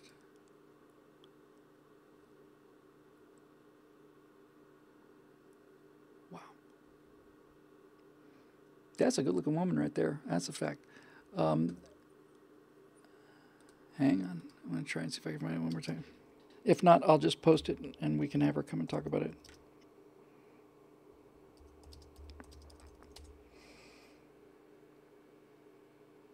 It's not that. All right, I'm about to give up on this only because there's nothing worse than dead air accompanied by the host basically trying to talk him into something. One more time.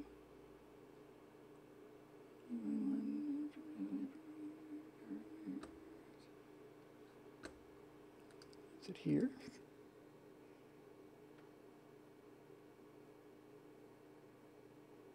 Well, I reckon I am going to have to throw that link up. Yeah. Sorry, baby. My fault. I couldn't find it. I know I should be able to. In any event, that'll do it. I think it's time to go home. 9:09. It's a 3-hour show. You lucky, lucky, lucky bastards. All right, Captain Jax and Foghorn and known miscreant Matt Lloyd, we will see you guys sooner rather than later as we continue our quest to turn that gigantic blue sea blood red.